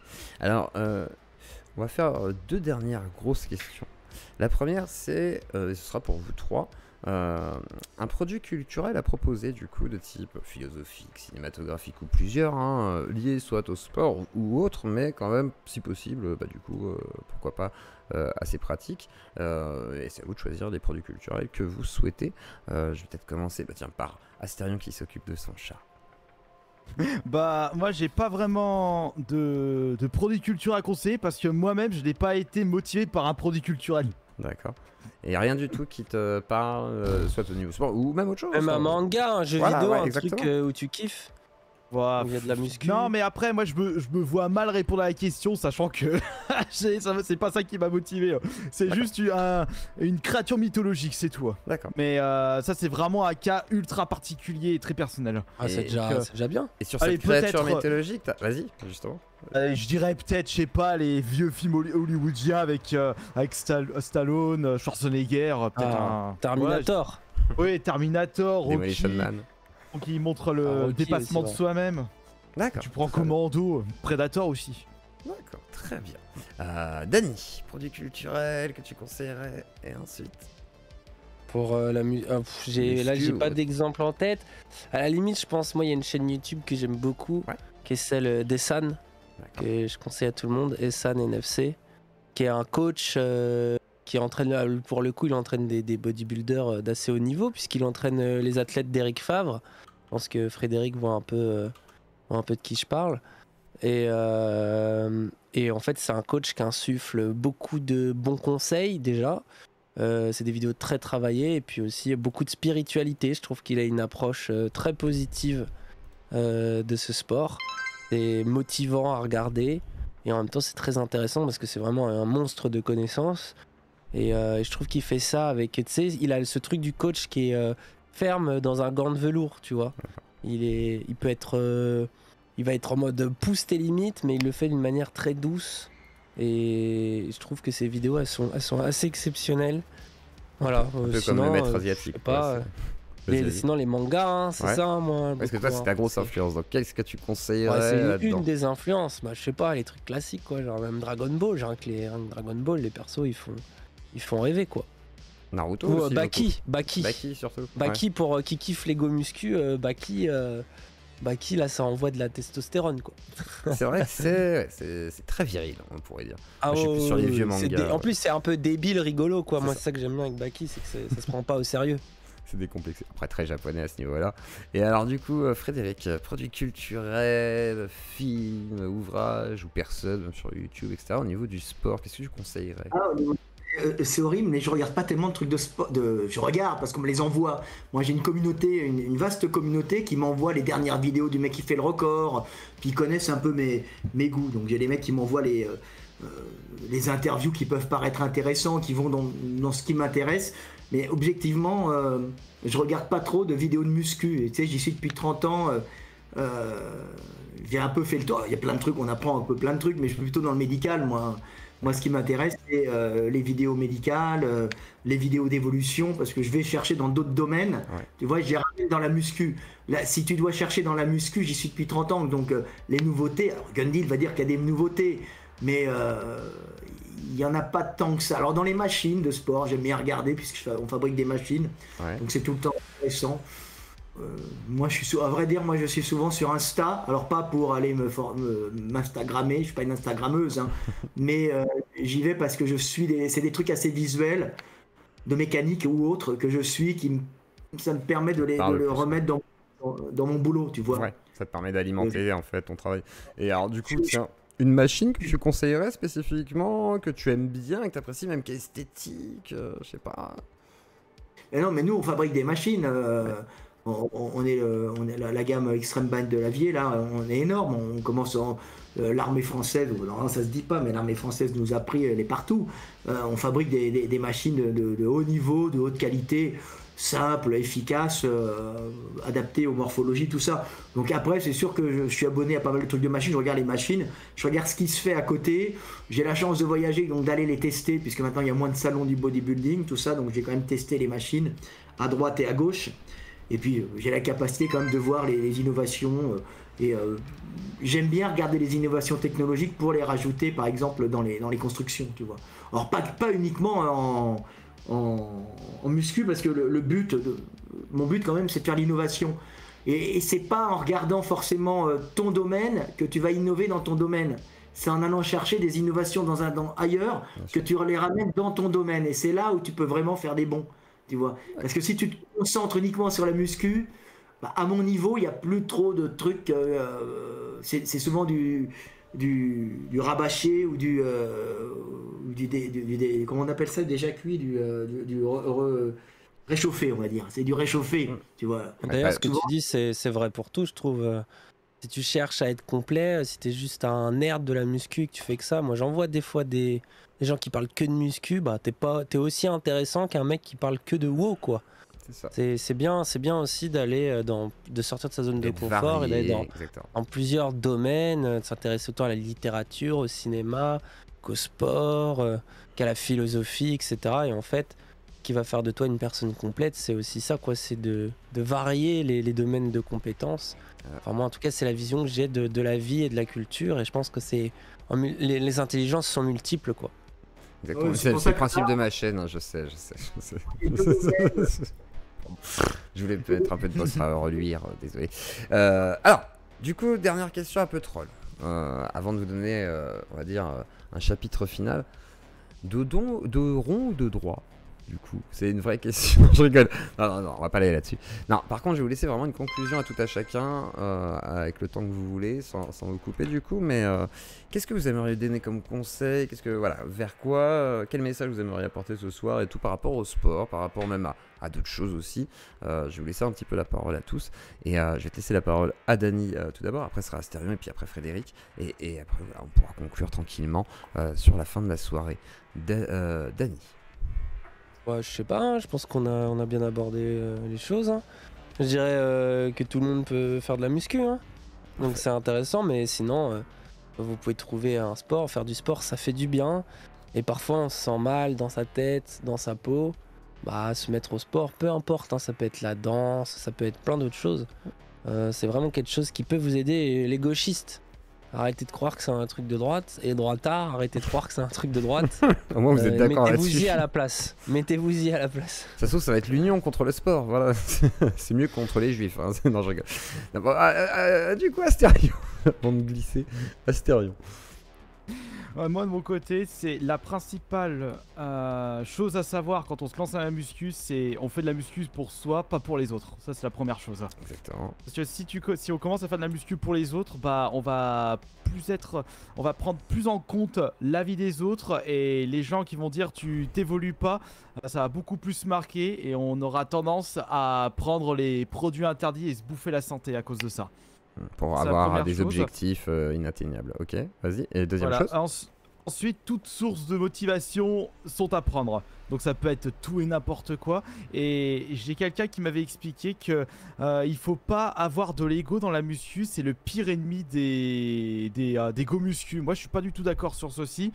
Parce que si l'ego te permet de te dépasser, bah autant le prendre. Exactement. Et je suis plutôt d'accord. Oui, la perte de l'ego, ça fait très New Age souvent. Genre, il faut perdre son ego. Ouais, non, c'est important Oui, de s'aimer, quoi. Enfin, c'est con, mais c'est important. J'ai comme D'être l'impression estimé. que l'ego, c'est limite, c'est mal vu. Oui, c'est Ah très non, mal vu. faut pas que t'aies de l'ego, faut que tu sois au même En fait, niveau des autres. Mais c'est merde. s'écraser un peu face. En fait, t'as pas le droit de dépasser. Moi, par exemple, au travail, quand je travaillais en tant qu'aide-soignant et avant en tant qu'ASH, donc en gros, tu nettoies les chambres d'hôpital, j'ai voulu passer mon bac en DAEU. Et en 3 mois, parce que j'avais pas beaucoup de temps en fait avant la fin de l'année, et puis c'était un peu pressé, bon bref, qu'importe. Et du coup j'ai fait ça, et je me suis fait défoncer au travail, parce qu'on me dit ah oui mais il est un peu arrogant, machin, et tout. J'étais là mais je comprends pas, et tout, pourquoi les gens ils considèrent que... Mais après c'est normal, vouloir évoluer, etc., que ce soit physiquement, socialement, ou qu'importe et tout. Ça peut être très mal perçu aussi, parce que les gens peuvent se sentir écrasés, donc ils vont dire ah ouais t'as trop d'ego, machin et tout. Et la perte de l'ego, c'est très utilisé dans tout ce qui est secte et tout, c'est-à-dire en gros... Perdre l'ego, ce serait une évolution spirituelle, mais en réalité, c'est surtout une meilleure manière de te manipuler, parce qu'en fait, c'est perdre de l'estime de soi, perdre de la confiance, perdre de l'amour de soi-même, etc., et amener une certaine culpabilité, dépréciation et tout. Donc, en gros, parfait pour faire de gens certains animaux doux et tendres que tu pourrais manipuler. Donc voilà. Donc, après, c'est comme tout. Faut pas abuser dans l'ego. Sinon, oui, non, sinon on ne regarde que son nombril oui, à travers le monde et on ne voit pas ce qui se passe aux alentours et on n'accepte plus la critique. Exactement. Et juste qu'il faut trouver le juste équilibre. Et enfin, dernière chose, c'est le sport, bah, c'est ultra important pour la santé mentale. Quand je vois des personnes qui dépriment comme pas possible, juste à leur dire bah, va faire un peu de sport, tu iras mieux. Et en plus, ça va te donner faim, tu vas commencer à manger un peu plus de viande. Tu vas manger un peu, tu vas avoir un repas plus équilibré, tu vas arrêter de bouffer de la saloperie industrielle et ça va être meilleur pour ta santé mentale. C'est souvent lié. Les gens qui font pas de sport mangent de la merde ou mangent pas du tout, sont dans un peu dans le délire détox. Manger c'est très mal, c'est du poison alors que eux, ce sont les personnes les plus déprimées de la société. Bon bah pour vous qui êtes en mode détox et tout, vous êtes les plus déprimés. Pas tous, après ça c'est un avis personnel. Mais d'accord, mais en même temps, je connais des gens, des gens qui sont dans la spiritualité, qui tirent des cartes et tout, qui sont là-dedans et tout, et qui sont très genre les énergies, ah mon wifi ça me tue et tout. Bon bah effectivement ils vont pas très bien quoi, malheureusement c'est comme ça. Après ils se bouffent la santé a besoin d'un apport de protéines, apport de glucides, apport de sucre. C'est comme les gonzes qui se disent ah je vais pas manger de sel, ça sert à rien, allez, hôpital dans 2 semaines. Pareil pour ceux qui mangent pas de sucre, zombie en l'espace de 3 semaines. Oui, puis on peut même mourir de manque de sucre, mais bon, faut faire gaffe. Oui, aussi, mais c'est juste très bon pour le cerveau. La donc, vie est équilibre, la vie est équilibre. Voilà, il faut trouver le juste équilibre. Faut de l'ego, mais si t'en as trop, tu vas porter trop lourd, tu vas te blesser, tu vas finir à l'hôpital et tu vas jamais progresser. C'est la dose Aristote disait l'équilibre est un sommet. Voilà, faut juste trouver l'équilibre et surtout savoir où est-ce qu'on veut aller dans la vie. Ça, c'est le plus important. Parfait. Beau message très positif d'Astérion. Et du coup, Frédéric, qu'est-ce que tu voudrais nous dire par rapport au sport que tu aimerais transmettre ou donner comme conseil, etc. Bon, les gens font ce qu'ils veulent, hein. Le principal c'est d'être heureux, hein. Et d'essayer d'être heureux, d'être bien. Je dirais, moi, entretiens ton corps, c'est lui qui abrite ton esprit, et puis développe ton esprit, c'est lui qui dirige ton corps. C'est les deux, tu fais les deux. Voilà, c'est ce qu'il faut faire. Finalement, c'est une histoire d'amour entre l'esprit et le corps. Oui, entretiens ton corps de toute façon, parce que c'est lui qui abrite ton esprit et t'iras jusqu'au bout de la vie avec lui. Parce que moi, personnellement, mon corps il est fâché avec mon esprit, hein, je vous jure, hein. C'est un bordel, hein. C'est très compliqué. Hein. Moi, j'aimerais bien m'y mettre, mais j'ai du mal. Va falloir que, ça se trouve, je me dis, avec cette soirée, ça va me remotiver. Je vais me dire peut-être que... Je vais m'y remettre. Pourquoi t'as du mal? Parce que t'arrives pas à trouver, à te donner du temps? Parce que j'ai le cerveau explosé, façon de parler. J'ai des petits problèmes, on va dire, actuellement et tout, qui sont que j'arrive pas à me concentrer comme je veux. Même si j'arrive à faire mon travail et tout, voilà, ma vie privée, il y a des trucs complexes. Et au-delà de ça, j'avais fait du sport avec mes chouis, justement, qui était là tout à l'heure, qui nous parlait. Et en gros, j'ai dû faire 3-4 semaines, on va dire. Pas intensive, mais genre 3 fois par semaine, j'étais là, je venais tous les matins et tout. Puis au bout d'un moment, en fait, je pouvais plus quoi. J'étais là, non, je peux pas. Là, c'est un truc de trop en fait dans ma vie. Donc je me suis dit, je le ferai plus tard, tu vois. C'est-à-dire en gros, je vais le refaire plus tard. Mais il faut aussi que j'arrête de fumer. C'est une autre problématique qui est assez lourde chez moi. Donc voilà, il y a pas mal de choses à faire. Et du coup, je vais essayer de mettre tout en place justement pour que déjà psychologiquement je me dis ouais c'est cool, et après de reprendre justement une activité qui va aussi me booster, mais je me dis bon, c'est vrai que mes chouilles me disent si tu fais du sport ça va te motiver, donc de toute façon c'est peut-être une bonne idée. Ouais, mais est-ce que tu sentais qu'après ces quelques semaines de sport intensif comme tu le dis, tu te sentais mieux mentalement? Oui, ça faisait du bien, ouais. Mais par contre j'ai un gros défaut, Voilà. c'est dès que je fais du sport je suis là en mode ouais, enfin il y a un côté un peu trop euphorique chez moi, je suis un peu excessif dans les deux bords, tu vois, je suis un mélancolique moi, donc du coup je vais monter, je vais descendre, et dans mes façons même d'agir. Donc du coup, je peux être en mode très isolé, et du coup, je vais pas forcément faire ce que j'ai à faire de manière normale. Et puis après, des fois, je vais être en mode très actif et tout, au taquet. Donc c'est aussi un problème de morale. Par contre, ma chimie du cerveau est pas... Non, je suis pas bipolaire, c'est plus de la mélancolie, là, vraiment. C'est en une journée, je peux faire 3 fois ça, quoi. C'est je peux m'isoler, retourner dans le monde, m'isoler en une seule journée. Hein, bipolarité, c'est rarement dans la même journée, tu vois, et pas autant, tu vois. C'est plus un truc d'état. C'est un état émotionnel, voilà. Mais ça me met pas mal. Je suis pas mal quand je m'isole. Tu vois, c'est genre, je suis très bien quand je m'isole. C'est juste que je suis bien seul. Et puis voilà, c'est des moments, c'est des passades. Et ça a toujours été ça, en fait, un peu bizarre, quoi. Mais au moins, tu connais ta santé. Oui, c'est aussi un sujet. Oui, mais avoir ancien toxicomane, hein, donc forcément, oui, bien sûr. Ah, mais bien sûr, et t'as vu Raz, il a réussi à arrêter. Il faut que t'arrêtes arrêter, mais c'est très compliqué, quoi. Exactement. Frédéric, vas-y. Le chiche, c'est de la drogue. Ouais. Tout à fait. Mais j'en fume pas, c'est du CBD que je consomme, bien entendu, du hashish CBD en France, parce que voilà. Mais bien sûr, ouais. Mais moi, je suis un ancien toxicomane très lourd, donc forcément. Bien sûr, ça prend du temps. Voilà. Et entre la stabilité déjà d'un traitement, bon, après moi, ça, je suis stabilisé depuis très longtemps, mais derrière, il est vrai que fumer, ça a été la grande béquille, tu vois, pour aller taffer, machin et tout. Donc au bout d'un moment, tu te dis, ouais, c'est compliqué. Et surtout, on va dire que ça nuit moins que ça n'apporte de bénéfices pendant très longtemps, donc du coup tu te dis bon bah ok, mais après c'est difficile de s'arrêter parce que bah, c'est tout le temps en fait, ouais, donc une sorte de mauvaise mécanique. Donc c'est pour ça, avoir... Fallait faire comme moi, Zioclo, ne jamais toucher à ça de sa vie. Impossible. On va dire que je suis parti avec les mauvaises cartes, hein. Comme on dit, je suis pas né sous la même étoile, quoi, donc c'est chaud. Mais c'est bien, t'as raison, et pas par pas. De toute façon, pour sortir des addictions, que ce soit le sucre, la drogue, les mauvaises habitudes, faut y aller doucement, et des fois il y a des rechutes, faut pas forcément se dire que du coup on est foutu, quoi. Ah bah non, moi j'ai rechuté plein de fois avant de pouvoir m'en sortir, hein. C'est ce que je dis aux gens, c'est pour ça que j'en parle aussi. Et c'est pour ça que j'en parle beaucoup, parce qu'il y en a ils se disent peut-être pourquoi, mais en fait, alors je pense que les gens ont compris pourquoi. C'est vrai que j'essaye d'en parler beaucoup aussi pour dire aux gens qui sont aussi dans ce cas-là, d'ailleurs d'addiction assez forte, que bah déjà ça t'empêche pas de faire des choses, hein, t'as le droit d'entreprendre et tout, et que tu peux même essayer de t'en sortir. Ça veut pas dire que c'est parfait, ça veut pas dire que tu seras équilibré dans ta vie, mais au moins... T'arrives à faire des trucs, quoi, tu vois, c'est cool, ça va. T'es pas obligé de retourner dans tes vices tout le temps. Et après, même si t'as des périodes de passade compliquées, bah c'est la vie après, hein, ça c'est complexe. Frédéric, tu voulais dire quelque chose? La cigarette électronique, t'as essayé? Comment? La cigarette électronique pour compenser un peu. J'en ai une. Non, c'est pour ça que je vais tenter l'hypnose par contre, pour m'aider un peu à bifurquer plus sur la cigarette électronique. Et en plus, j'ai une peur folle du cancer en fait, donc... C'est de la merde, quoi. Mais bon, c'est comme ça. Mais après, j'ai une maman qui était comme ça aussi à l'époque. J'ai vraiment des mauvaises cartes à la base, hein. J'ai genre une fiche de personnage compliquée. Mais après, t'es parti avec des handicaps. Ouais, mais c'est pas mal, hein, je suis content parce que je me dis, avec mes handicaps, ça va. J'ai bien transcendé le game. Je me suis dit, bon, ça va. Je m'en sors pas mal. Tu fumes des clopes en plus du CBD? Non, je fume pas de clopes à côté. Non, surtout pas, par contre. C'est pour ça que j'ai la cigarette électronique, en fait. C'est quand je me dis, non, là, je fume un peu trop, je vais fumer un peu sur autre chose. Et que... Sur la cigarette électronique ou pas? Comment? Le CBD, il y en a à manger.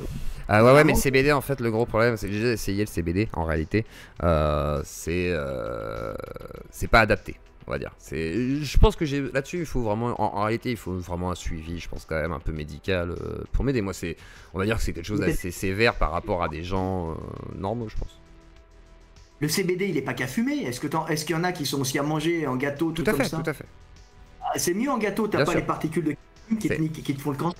C'est vrai, mais je pense qu'il y a tout le problème du rituel, du geste. Voilà, exactement. Il y a tout ce problème du rituel. C'est pour ça que la clope électronique, ça peut aider. Moi, ça m'a aidé, tu vois. Bah, moi, en extérieur, quand je suis avec ma femme, le week-end, etc., là, je vais plus utiliser la cigarette électronique. Quand je suis tout seul, c'est baiser. C'est baiser complet. C'est là où c'est compliqué. C'est la solitude aussi, hein, ça, c'est. Bien sûr. C'est autre chose, hein. C'est lié, l'ennui et la drogue, c'est lié. Et oui. Et moi, je suis quelqu'un qui m'ennuie très vite. Là, je suis d'accord là-dessus. il faut toujours que tu aies l'esprit occupé pour éviter que tu retournes dans tes vices, Zioclo. C'est ça. Mais le pire, c'est que j'ai beaucoup l'esprit occupé, mais malgré tout, moi je suis quelqu'un qui pense beaucoup en plus, je suis quelqu'un qui est hyper actif à la base. Donc c'est un peu compliqué. Enfin, pas hyper actif en mode Ritaline, hein, mais en mode déjà bien agité. Donc effectivement, non, je suis plus sous méthadone, non, j'étais sous méthadone. Je suis passé au Subutex. Et moi je suis passé au Subutex qui l'embête. C'est ça. Non, mais là, vous avez raison, au contraire. Mais en fait, ouais, je suis passé au Subutex en réalité parce que j'avais essayé. En fait, la méthadone, le gros défaut que ça a, c'est que c'est une molécule qui est très proche de l'héroïne en fait, qui est proche de la morphine, qui est une sorte de dérivé de la morphine. Donc du coup, moi j'étais consommateur d'héroïne à l'époque, donc forcément ça va pas ensemble parce que tu peux consommer de l'héroïne avec. Alors que le Subutex a tendance à saturer en fait les pores de réception des endorphines en fait qui sont endogènes. Donc à partir de là, moi comme j'étais très addict et que je replongeais très vite et très résistant on va dire aux produits, il fallait que je change mes habitudes et j'ai voulu arrêter en fait tout. Je suis passé à 0 et ça n'a pas été une bonne idée. Donc du coup j'ai acheté et là j'ai demandé exactement. Et du coup j'ai demandé au docteur de me dire non mais en fait on va passer au Subutex, on va arrêter toutes les conneries de méthadone parce que ça fait des années que je suis dedans et en fait je suis aussi camelard qu'avant quoi. Et du coup en fait le Subutex moi ça m'a permis vraiment de me stabiliser. Par contre sous la langue pas de traces, pas de trucs, j'ai tout arrêté en plus et vraiment c'est important par contre dans le sens où t'as pas le rituel en fait, tu le prends le matin, voilà, balèque, et au moins t'es bien et t'y penses pas, tu fais des trucs quoi. Et après, si vous avez donné une béquille, gardez une béquille malheureusement, mais évitez l'alcool surtout avec tout ce qui est opiacé, parce que ça c'est vachement plus enfin ça dégrade énormément au niveau cérébral, au niveau du corps et tout, et faites gaffe quoi. Faites gaffe à vous. C'est le Subutex qui t'a sauvé quoi. C'est ça, bah bien sûr. Subutex, à mon avis, il y a de plus de gens. Alors à l'époque, on disait que ça tuait plus de gens parce que les gens se l'injectaient, mais plutôt dans le milieu en fait. Mais derrière, en réalité, si c'est bien appliqué, c'est bien mieux le Subutex que la méthadone parce qu'il y a plus de contraintes, même physiologiques. C'est-à-dire si tu prends de l'héroïne avec du Subutex, tu vas être en manque. Ça va donner une réaction un peu négative au niveau de la réception des endorphines, donc c'est un peu compliqué. Mais tu pourras arrêter le sub à un moment ou pas? Alors ça c'est une question que je me suis posée mille et une fois et je ne sais pas. C'est possible que je l'ai à vie, hein, parce que ça c'est un truc que je peux accepter, pourquoi pas, mais bon, j'espère pouvoir, mais comment essayer de baisser les doses d'une façon compliquée. Vraiment micro, c'est-à-dire le Subutex c'est des comprimés. C'est ça. Tu prends une lame de rasoir et je sais pas moi, tu fais 2 mois où t'enlèves 1/8 du comprimé. Ouais, t'as raison. Oui, mais il y en a qui le font en limant, ouais, effectivement. C'est une méthode, ouais. Mais c'est vrai que pour l'instant, je l'ai jamais fait, mais c'est pourquoi pas un jour, effectivement. Ouais. Quasiment plus de comprimé puisque tu baisses, tu sevres ton corps d'une façon très progressive. Alors tu auras toujours en fait un seuil. Par exemple, tu vas passer de 16 mg à 5 mg, c'est pas trop compliqué. Par contre, quand tu vas passer de 1 mg à 0,5, là, ça commence à être plus compliqué. Et de 0,5 à 0, c'est voilà, c'est là où c'est... Parce qu'en fait, il y a un seuil hein, où d'un moment, tu sais, sur les années, etc., où tes récepteurs ne sont remplis que par des drogues extérieures, effectivement, ton corps, il n'est pas capable de les produire comme ça. Il va falloir un certain temps de réadaptation. Il y a des gens qui vont pas être capables de le supporter, même psychologiquement, parce que c'est un état qui est pas habituel, du coup, pour quelqu'un comme moi. Je pense que vu que j'ai un traitement tous les jours, j'ai pas été à jeun et sans aucun produit dans le corps depuis très longtemps, tu vois, donc on n'est plus habitué à ça, on va dire, donc c'est pas évident pour tout le monde, je pense. Et effectivement, il y en a qui pourraient se retrouver à vie là-dessus, mais c'est moins problématique que de rechuter, quoi. Les mecs qui prennent des stéroïdes, ils sont en état de manque, hein, c'est-à-dire qu'ils sont dépressifs, malheureux et tout dès qu'ils arrêtent. Parce qu'ils ont le système, je pense que c'est la même chose avec la morphine. Parce que ça alterne l'esprit. Non, c'est pas ça, c'est le fait que tu as des récepteurs qui... Enfin, tu as besoin de produire en fait à l'intérieur de ton corps, que ce soit par exemple effectivement la testo par le biais de tes couilles, ou sinon ton corps produit en fait, tu as des récepteurs dans ton cerveau qui vont permettre de recevoir la morphine extérieure, mais aussi endogène. Et quand elle est endogène, c'est les endorphines. Et ces endorphines, en fait, c'est de la morphine. Tu l'as déjà dans ton corps, quand tu fais du sport, ça va en générer, etc. Machin. Donc du coup, si tu en donnes de l'extérieur, ton corps il se dit, il n'y a pas besoin d'en produire. Donc il va pas faire cet effort en plus en fait, ça sert à rien. Donc il va pas en produire. Bref, tu fous le bordel à ton corps. C'est ça. Et après, pour en reproduire, il va falloir au moins 2 semaines à 3 semaines, voire 1 mois pour certains et tout, selon le corps, plein de choses, etc. Et après, il y a la psychologie, c'est-à-dire le craving, c'est l'effet d'avoir envie de reconsommer quelque chose ou de retrouver cet état parce que voilà quoi, t'es normal, mais c'est peut-être pas habituel du coup pour certaines personnes. C'est parce que les gens ne savent, souvent les gens, je vais l'expliquer simplement en tant que philosophe, les gens, médecins en même temps, je ne suis pas médecin, mais je serai un medicine man pour les Indiens. Les gens ne savent pas ce que c'est que le fait de ne pas avoir d'endorphine du tout. C'est-à-dire d'être, c'est ce qui arrive aux drogués. Hein. L'état de manque, c'est de plus avoir d'endorphine, c'est-à-dire celle que tu t'injectes plus tes propres endorphines. Des problèmes de seuil de dopamine, etc. Ça dépend. Les endorphines. C'est ce qui te relie au monde émotionnel. Le problème, c'est que quand tu prends de la drogue, tu arrêtes la drogue, t'as plus aucune émotion. C'est-à-dire que t'as plus peur, t'as plus de joie, t'as plus rien. Tu vois le monde, tu peux l'analyser, mais t'as plus aucune émotion face au monde. C'est-à-dire que t'es vivant mais mort. C'est atroce comme situation. Tu vois un enfant, ça te procure rien. Tu vois ta femme, ça te procure rien. Tu vois un bon pain au chocolat, t'as rien envie, t'es là, c'est-à-dire que tu peux parler de tout, mais tu n'as aucune sensation.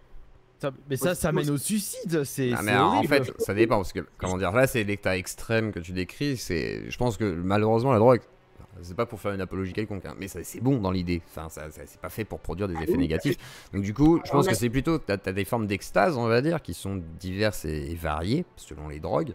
Donc du coup, on va dire que tout paraît peut-être plus fade. C'est peut-être ça surtout l'effet. C'est-à-dire qu'en gros, tu n'as plus le même plaisir, les mêmes excitations de découvrir certaines choses, même peut-être le corps d'une femme pour certains, etc. Moi, je connaissais des héroïnomanes.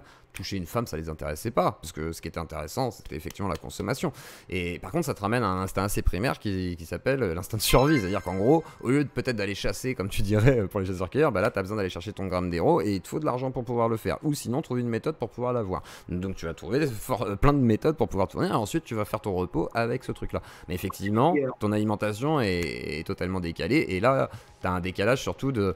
Comment dire, du goût et de l'attrait que tu auras pour le monde ou la vie ou comment tu vas aborder les choses. C'est plus ça en fait que tu vas perdre, c'est ce goût en fait à vouloir peut-être justement t'ouvrir, pouvoir communiquer. Après certains, heureusement pour c'est vraiment les cas extrêmes ce que tu décris toi, parce que il y en a beaucoup quand même qui arrivent à s'en sortir ou juste qui consomment des drogues pour justement avoir cet état un peu particulier, tu vois. Cet état particulier, c'est le cas extrême, mais c'est celui où arrivent les mecs qui meurent. C'est pour ça qu'ils tuent, ils sont là. Parce qu'ils sont des morts vivants, c'est-à-dire qu'ils sont vivants et derrière, tu as l'impression d'avoir le vide. C'est-à-dire tu as l'impression d'avoir l'abîme derrière toi. Tu es dans les ténèbres. Là, tu ne ressens rien. Il n'y a rien de pire. Mais c'est pas dû à la drogue, je pense, les ténèbres. Honnêtement, le ressenti que tu dis, tu vois, je pourrais le ressentir dans l'idée. Moi, j'ai l'impression de passer une grande période de ma vie en mode ok, qu'est-ce que je fous là, machin. Mais c'est plus par rapport au contexte. En fait, tu vois, c'est ce que. En fait, on en parlait avec PsychoQuack, qui est donc psychologue doctorant. Et là où je le rejoins totalement, c'est que tu sois addict à l'héroïne, que tu sois addict à Fortnite, au sport, je sais pas quoi, c'est souvent qu'il y a plus un problème en fait derrière qui est autre. C'est moi par exemple, j'ai une vie explosée avec une mère abandonnante, etc. J'ai été obligé de me démerder toute ma vie à peu près tout seul. Ça fait ce que je suis en fait, quoi. Et effectivement, par contre, la crise existentielle que j'ai dû avoir, c'est bah t'es tout seul. Comment tu vas faire? Démerde-toi face à tout le monde qui peut-être est plutôt uni ou machin, avec cette impression toi que le monde est uni. Donc c'est très compliqué et je pense que beaucoup de gens ont des phases comme ça où bah, effectivement c'est le manque de sens en fait, hein, la quête de sens d'un monde qui nous propose pas grand chose, si ce n'est bah, essayer de trouver par nous-mêmes déjà si possible ce qui pourrait nous inspirer, nous donner envie de monter ou de se casser. Et moi je dis tout le temps, n'attends rien du monde. C'est-à-dire que... Ah bon, t'inquiète, j'attends pas grand-chose. Mais bon, après si, il a plein de choses à offrir. Mais il faut y aller en fait, quoi. Il va pas te le donner comme ça, quoi. Après il y a Tom, ton modo, qui disait que je ne parle plus. Après je suis paumé par rapport à ce débat parce que moi-même je n'ai jamais consommé de drogue de ma vie. J'ai pas eu d'accident, donc j'ai pas eu besoin de prendre de la morphine. Je ne bois pas d'alcool, donc je ne connais pas tout ça. Parce que moi, ce genre de truc, j'ai vraiment pas envie de me retrouver dans ces situations-là. Donc j'essaye au maximum de faire le nécessaire pour pas me retrouver dans ces effets de manque, aussi d'euphorie parce que tu te drogues, ou de ténèbres comme tu le dis. C'est pour ça, après, je suis un petit peu paumé par rapport à votre débat, à vos explications. Oui, ouais. C'est un problème professionnel. Quand t'as plus d'émotions, tu sais, Welbeck en parle, mais il suffit d'avoir vécu. Tu peux te trouver en panne d'endorphine, ou de morphine, c'est la même chose. Hein. Tu peux avoir des problèmes les mêmes problèmes que les drogués quand tu ne secrètes plus d'endorphine du tout. C'est le même système. Le mec était un héroïnomane. Hein. Pour d'autres raisons. Un mec qui se retrouvent dépressifs parce que. Après, la dépression, c'est pas un manque d'endorphine, mais je vois ce que tu veux dire. Des chocs dans la vie, tu sais, ça bousille ton système hormonal et ton système nerveux. Donc le cerveau, en même temps, tu finis par plus produire d'endorphine parce que le monde t'a tellement tapé dessus, t'as tellement lutté, mais ça arrive à tout le monde, c'est la vie qui est comme ça, faut pas pleurer, hein, c'est comme ça. Tu finis par plus rien sortir et là t'es en enfer, comme l'héroïnomane. Et vas-y, je te laisse terminer. Après, j'aimerais rebondir sur un truc. Le truc pour revenir, et je conseille ça parce que allez, on va dire que c'est des états dans lesquels je suis passé, c'est de rien attendre et d'essayer de capter la première sensation agréable que tu peux avoir quelque part. Merde, ça y est, ça revient. Et d'essayer de t'y attacher. Tiens, celle-là, je l'ai eue, tu vois. C'est un rayon de soleil, une fourmi qui bouge.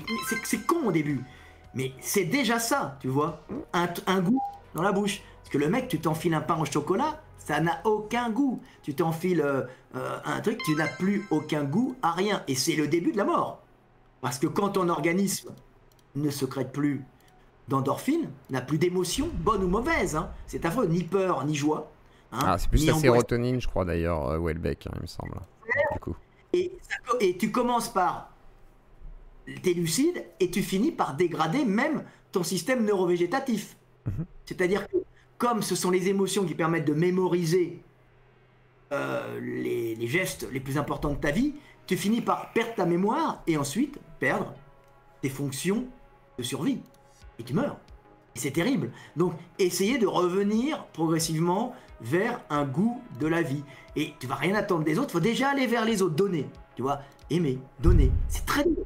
Essayez d'aimer, tu vois, essayez de donner quelque chose. Je sais pas, moi je t'avoue, Frédéric, quand j'étais drogué, moi ce qui m'a sorti, c'était le travail et un jeu vidéo. C'est juste de m'occuper.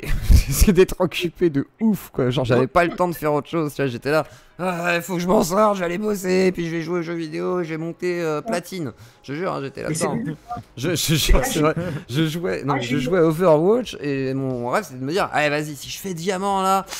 Et bon, j'y suis pas arrivé. Mais j'avais l'espoir et j'étais déter tous les matins, je jouais avant le travail. Tu vois, mais j'avais du plaisir là-dedans, tu vois. Tu ressens le monde, tu utilises ce que. J'avais surtout des émotions, tu vois, et puis Apex qui est sorti derrière, j'étais là. Oh, mon zizi s'est durci, et j'ai kiffé. Ouais. J'allais au travail le lendemain. Moi j'allais faire de la muscu et le peu de muscu que j'avais, ça me refoutait des endorphines. Ouais, ça te faisait du bien. Mais c'est ça, hein, c'est prendre du plaisir, avoir des sortes de shoots, mais qui viennent naturellement, qu'on va dire. Vas-y, tiens, Astério. Et justement, c'est mieux de faire de la muscu pour avoir son shoot d'endorphine. Parce que je sais pas si vous serez d'accord avec moi, tous les trois. Il y a la nouvelle drogue qui sévit de plus en plus. C'est quoi? Et ça te shoot d'endorphine, mais à un point inimaginable, c'est TikTok. Ah, oui, forcément. Parce que justement, TikTok, ça te happe tellement d'esprit que tu ne vois pas le temps passer. Non seulement c'est chronophage, et en plus tu vois tellement de choses extraordinaires, des trucs qui sont en rapport avec ce que tu regardes sur internet en général, des trucs qui t'intéressent le plus. Tu vois des gros bodybuilders, juste après des gars qui dansent comme des dieux, tu vois des grosses collections, des gens qui voyagent, tu vois tous les trucs, les plus frappadingues de l'univers.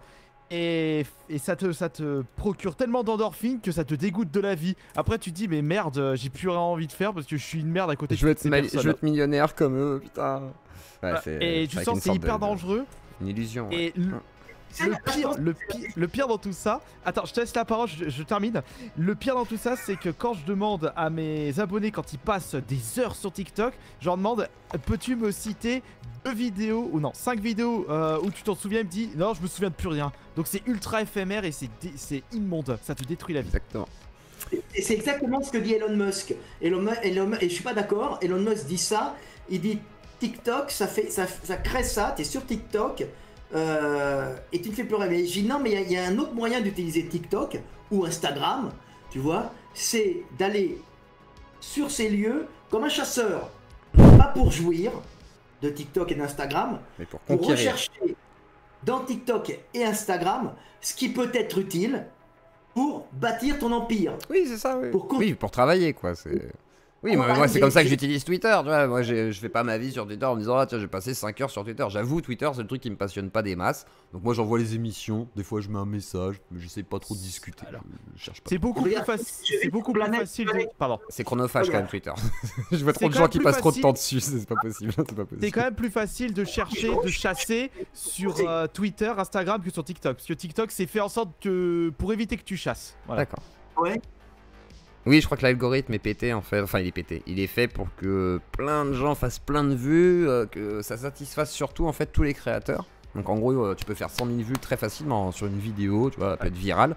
Mais par contre, t'es pas garanti de pouvoir faire ce que tu veux et de te référencer, parce que tu peux pas te référencer sur TikTok comme tu voudrais, par exemple avec YouTube, Instagram, Twitter, etc. Enfin, l'algo est complètement claqué, quoi. Vas-y, Asta. Et pour t'expliquer, Frédéric, sur le fonctionnement de TikTok, tu peux très bien avoir 100 000 abonnés. Un TikTok qui peut faire 300 000, 500 000 vues et un autre qui fait que 1000 vues. Donc les gens ne seront pas forcément au courant de tes nouvelles activités, de ton nouveau contenu par rapport aux autres réseaux sociaux. Et c'est ça le danger. Et le but c'est quoi de TikTok alors? Je comprends pas ce que font les gens sur TikTok. C'est d'avoir un maximum de créateurs pour utiliser la plateforme, faire de la rétention, comme d'hab.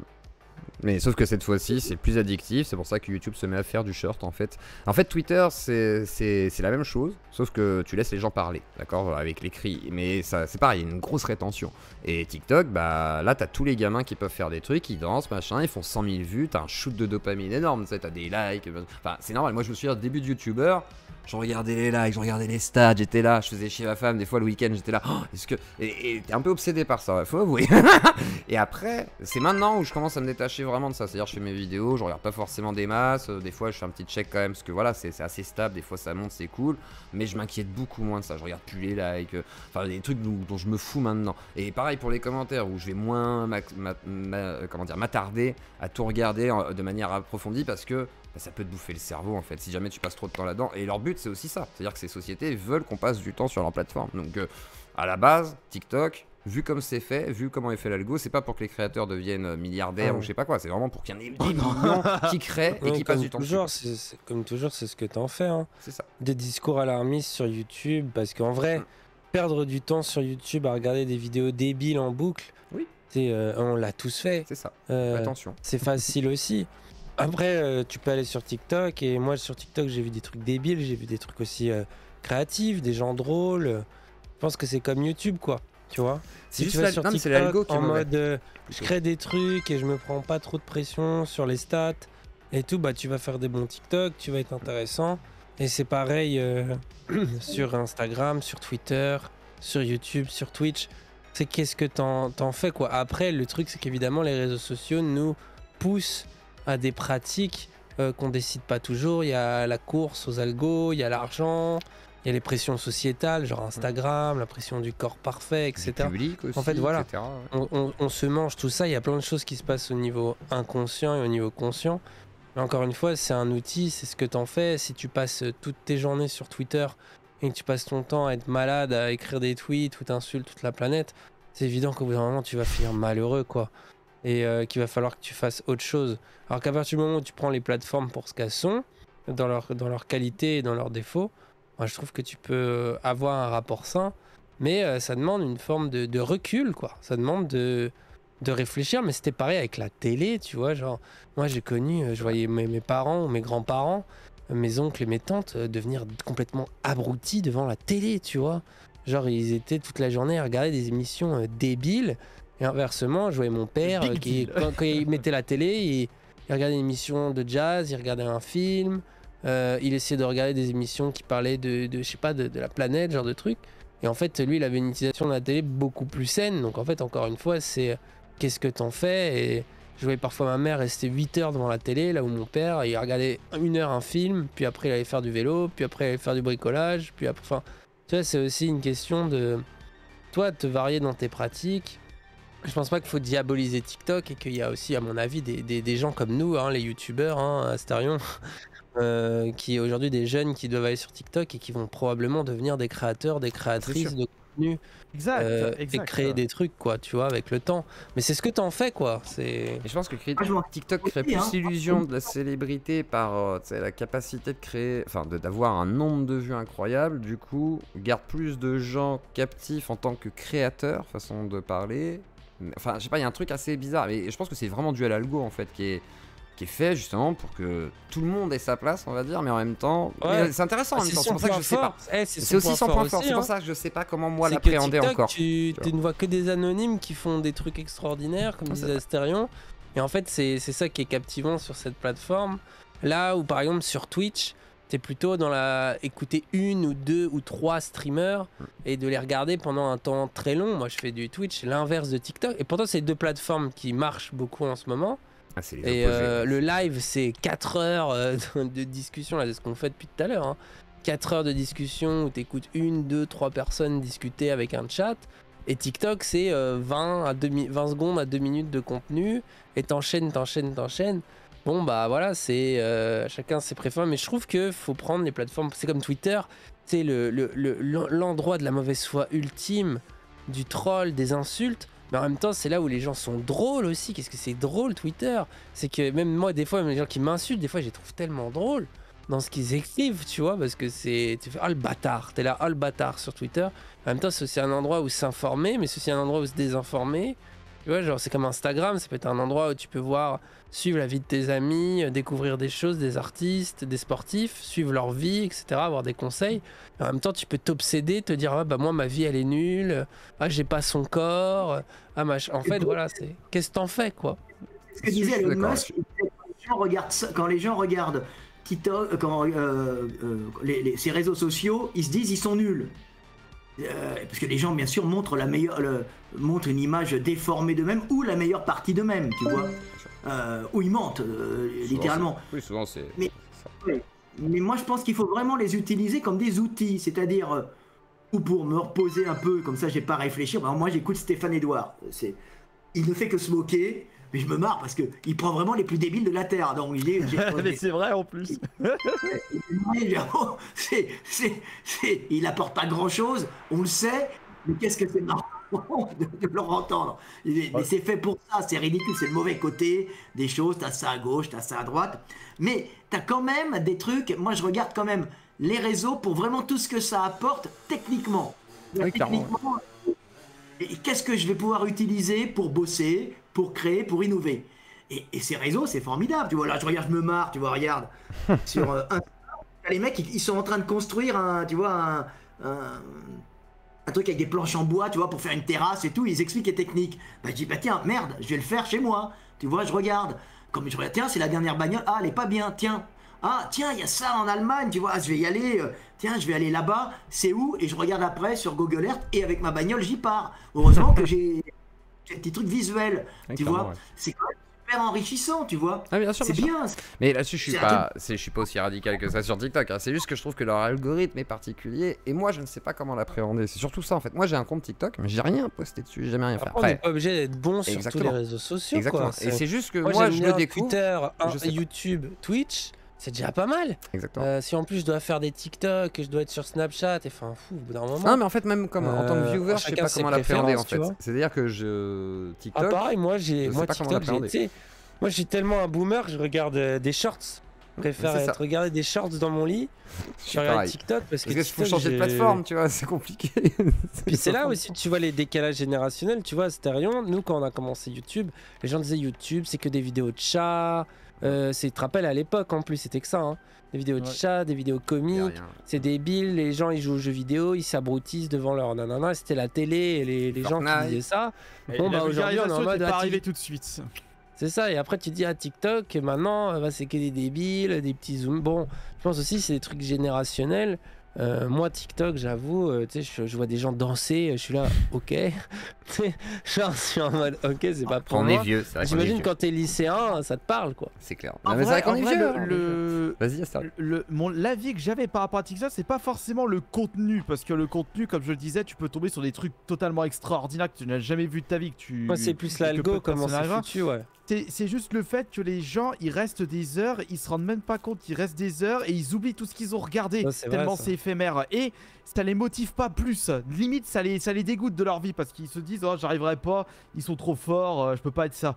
C'est ça pour moi le danger. C'est comme la télé à l'époque, c'est qu'en fait c'est le rapport aux écrans, hein, ça fait un moment. En fait si tu restes 10 heures par jour, mais même pour jouer à un jeu vidéo, tu vois jouer à un jeu vidéo c'est super. Et c'est de la culture, hein. Ça te rend créatif, t'apprends des choses. Quand c'est volontaire de nous garder aussi captifs, tu vois, c'est un peu différent. Tu vois, c'est ça, si tu joues 20 heures par jour à LoL, bon bah tu finis malheureux, hein. Il y a des exemples, hein, tu vois. On nous garde captifs devant nos écrans, malheureusement. Puis je suis obligé d'essayer de le sortir de là.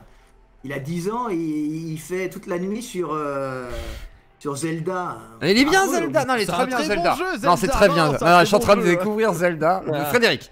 Tu vois, c'est ce que je disais à mes collègues tout à l'heure sur le Discord et tout. On discutait et tout, on parlait de jeux vidéo. Il y en a qui disaient oui, à 5 ans, 7 ans. Moi j'avais dit bon, 7 ans plutôt, mais bon, si tu veux 5 ans. J'ai dit Zelda Breath of the Wild ou Wind Waker. Pourquoi? Parce que c'est génial. Le gamin, il a un esprit d'aventure, de découverte. En plus, t'as du côté systémique, c'est-à-dire, voilà, il peut geler de la glace, faire bouger des leviers, machin, il y a des énigmes incroyables. Ton fils, il doit kiffer là. Il a la meilleure life de sa vie. Ouais. Surtout que maman il est un peu solitaire, tu vois, mais il faut quand même qu'il y ait des limites parce que quand il a 6h du matin, il a 10 ans, il est pas couché, ça pose un problème. Oui, il a tryhard quoi. Ah bah oui, je vais me faire Ganon sans stuff. C'est genre, j'imagine le petit. C'est bien. Non mais ça, c'est un jeu magnifique, c'est vrai que. Tu lui mets les limites.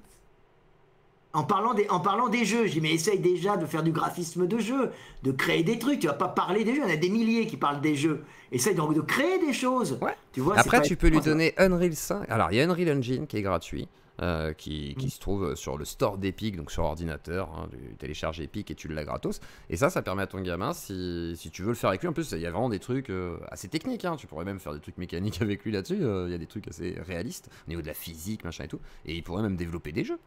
Enfin, vraiment, c'est accessible aujourd'hui. Hein. Epic donne ça gratos, quoi, pour que les gens puissent développer. Quoi. Bah ouais, puis RPG gamins, ils vont Maker. tomber. Voilà, à l'époque, c'était RPG Maker. Ouais. Voilà. Je suis sûr que t'as plein de gamins. En fait, moi, je pense que comme d'hab, il y a des gens, ils vont face aux réseaux sociaux, ou face à la télé ou d'autres, ils vont juste consommer du contenu. Après, parfois, quand je sais pas, tu travailles toute la journée, tu rentres chez toi, tu lances YouTube ou Twitch, tu te prends plus la tête. Il y en a aussi qui sont là pour le côté divertissant. Mais quand t'es en dépression, quand t'es au chômage, tu fais que ça de tes journées, évidemment que ça va empiéter sur ton humeur. Mais je suis sûr qu'aussi, il y a plein de gens, enfin je le vois, les jeunes d'aujourd'hui, lol, j'ai l'impression d'être vieux quand je dis ça, alors que j'ai moi-même 29 ans, mais on va dire la nouvelle génération, je suis sûr qu'il va y avoir plein de gens créatifs. Moi, YouTube, ça m'a rendu créatif, ça m'a donné confiance en moi. J'imagine qu'Asterion, toi, c'est pareil. C'est-à-dire qu'à la base, moi, j'étais pas du tout prédisposé à faire de l'art, je n'ai pas de la bonne classe sociale. Je venais vraiment d'en bas et en fait j'ai créé sur YouTube et en créant sur YouTube je me suis retrouvé du coup maintenant à produire des lives, à faire des spectacles, à faire des films, des trucs, enfin je me suis retrouvé à faire plein de choses en mettant les mains dans le truc et je me dis que les petits jeunes de 16 ans sur TikTok qui font des petites danses un peu débiles, ça se trouve dans 3, 4, 5 ans ça va devenir des créateurs, des créatrices de contenu et qui vont créer des choses qui vont nous toucher, qui vont nous faire réfléchir. Et donc je pense que la création par contre c'est un processus qui forcément apporte du positif. Et c'est là où je rejoins aussi Frédéric, c'est que si tu crées, t'apportes forcément quelque chose à un moment donné, quoi. Et après, ce qui est différent, c'est qu'on nous voit créer en direct, quoi, aussi. Mais et puis on nous voit évoluer. Vas-y, pardon. Et il faut créer, enfin pas il faut, mais justement éveiller son esprit créatif, c'est bien pour sa santé mentale et aussi pour l'avenir parce que ça va nous ouvrir des portes, et nous donner envie de nous intéresser à des domaines qu'on n'avait pas pensé faire. Là, personnellement, j'ai réussi à sortir un livre que j'ai presque jamais lu de ma vie. C'est juste que mon esprit créatif a atteint un niveau, je pensais même pas que ça allait arriver un jour. J'ai envie de créer un album de musique après avoir écrit mon deuxième livre. Quand j'ai démarré YouTube, c'était en 2008. J'y connaissais rien du tout, il n'y avait pas tous les tutos qui étaient disponibles, mais c'est juste parce que j'ai cet esprit créatif. Le dessin c'était pareil, j'y commençais de zéro. Je dessinais juste des bâtonnets, maintenant je dessine des trucs qui me conviennent parfaitement. Peut-être que plus tard, je vais faire de la sculpture, de la peinture. Tu vas finir chez Missar. Je rigole. C'est private joke. Pardon.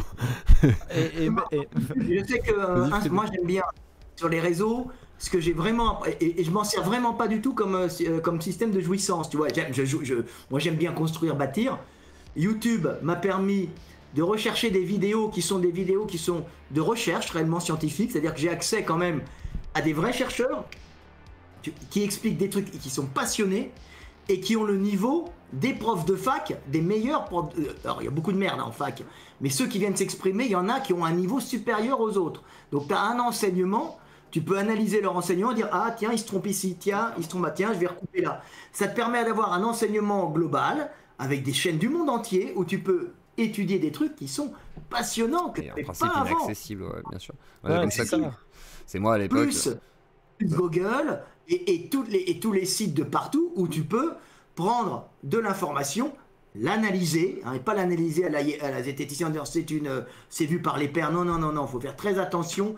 Faut tout tamiser, tout ce que tu reçois, que ça soit déjà vu par un comité de lecture, par équipe scientifique ou autre, faut faire très attention, mais tu as au moins l'accès à ces trucs. Mais tu sais que tu peux avoir accès aux études scientifiques, en peer review, etc. gratos. Gratos. Moi je t'envoie le truc. Ouais. Non mais sans Google Scholar. Non, moi je te parle vraiment d'aller voir. Déjà Google Scholar c'est pas mal, mais en vrai, le SciHub c'est légal. À la connaissance, Internet nous a révolutionné. L'accès à la connaissance. C'est incroyable pour nous, c'est incroyable. Par exemple, toi, quand tu as commencé la musculation, Frédéric, je t'avais entendu en discuter avec Gundil. À l'époque, voilà, vous étiez en mode, bon, bah, vous étiez pas beaucoup, vous étiez des passionnés, vous échangez, vous trouvez dans les magazines, 2-3 trucs par-ci par-là. Aujourd'hui, tu as des centaines, des milliers de vidéos qui te disent fais plutôt ceci, fais plutôt cela, qui te donnent des conseils plus ou moins sourcés. C'est pareil pour n'importe quelle compétence. Moi, j'ai appris des choses sur, je sais pas, moi, la relativité restreinte, comme sur la nutrition, comme sur la politique ou l'histoire, ou les jeux vidéo, ou j'en sais rien. Tu trouves tellement de contenu. Même, tu veux t'acheter une nouvelle cigarette électronique, tu as des chaînes spécialisées qui vont t'expliquer, faire des comparatifs. Dans tous les domaines, tu as une telle créativité. Et ça, YouTube et Wikipédia et Internet en général a fait que c'est possible. Et on a accès à Aujourd'hui, tu as accès à la connaissance très facilement, mais c'est ce que tu en fais. Est-ce que tu vas rester comme un idiot en permanence à regarder un truc pas très ouf en boucle? Ce qui peut être intéressant, tout le monde doit se divertir. Moi aussi, je regarde des trucs débiles tout le temps. Mais à un moment donné aussi, c'est qu'est-ce que tu fais de toute cette connaissance, quoi. C'est une jungle de connaissances, un labyrinthe où il faut trouver le bon chemin. T'as les chaînes débiles d'État un peu, allez, on va dire, qui vont parler dans le sens pour aller dans l'ambiance du moment, tu vois. Alors les femmes étaient des chasseuses, tout ça. Alors ça c'est pour les débiles, tu vois. Et t'as les vrais sites de paléontologie qui sont magnifiques, tu vois.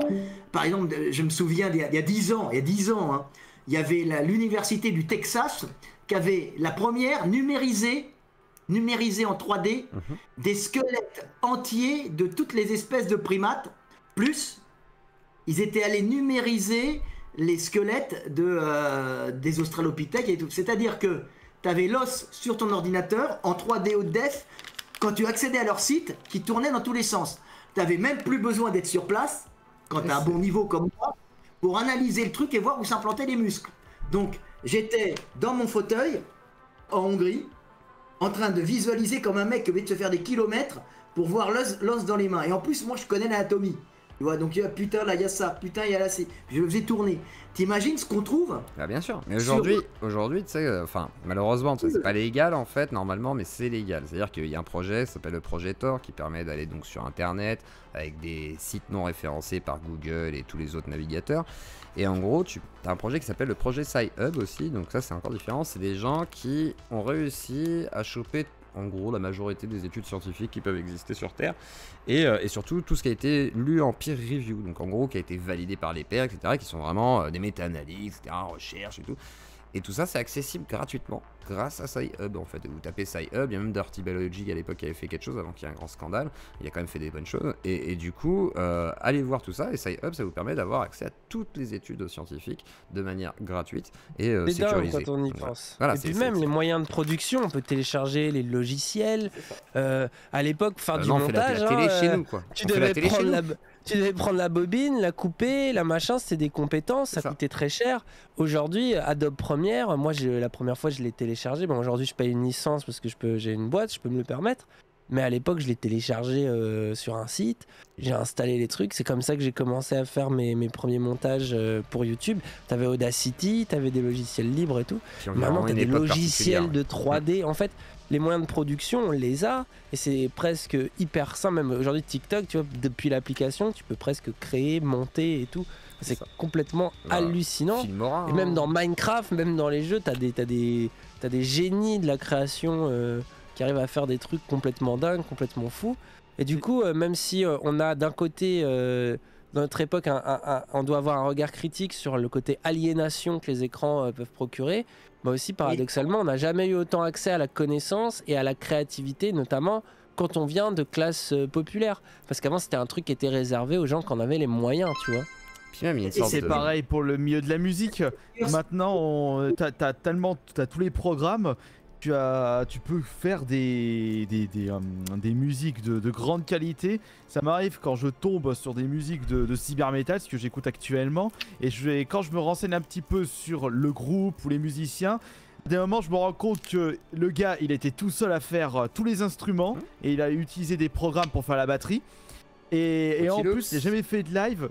Et je vois ça, j'ai dit mais bordel, on dirait un groupe qui a 20 ans de bouteille alors que le mec il avait juste 25 ans. C'est ça. Juste parce qu'il était passionné, il avait accès à ces nouvelles technologies. Ce qui est fou aujourd'hui, c'est qu'un mec peut te faire un orchestre avec Marconi Tom Ehrlich. Tu peux aujourd'hui faire quasiment un studio de télé chez toi, enfin on donnait l'illusion, enfin sans tout ça, mais pour pas très cher en gros, tu peux quasiment te faire un petit stud.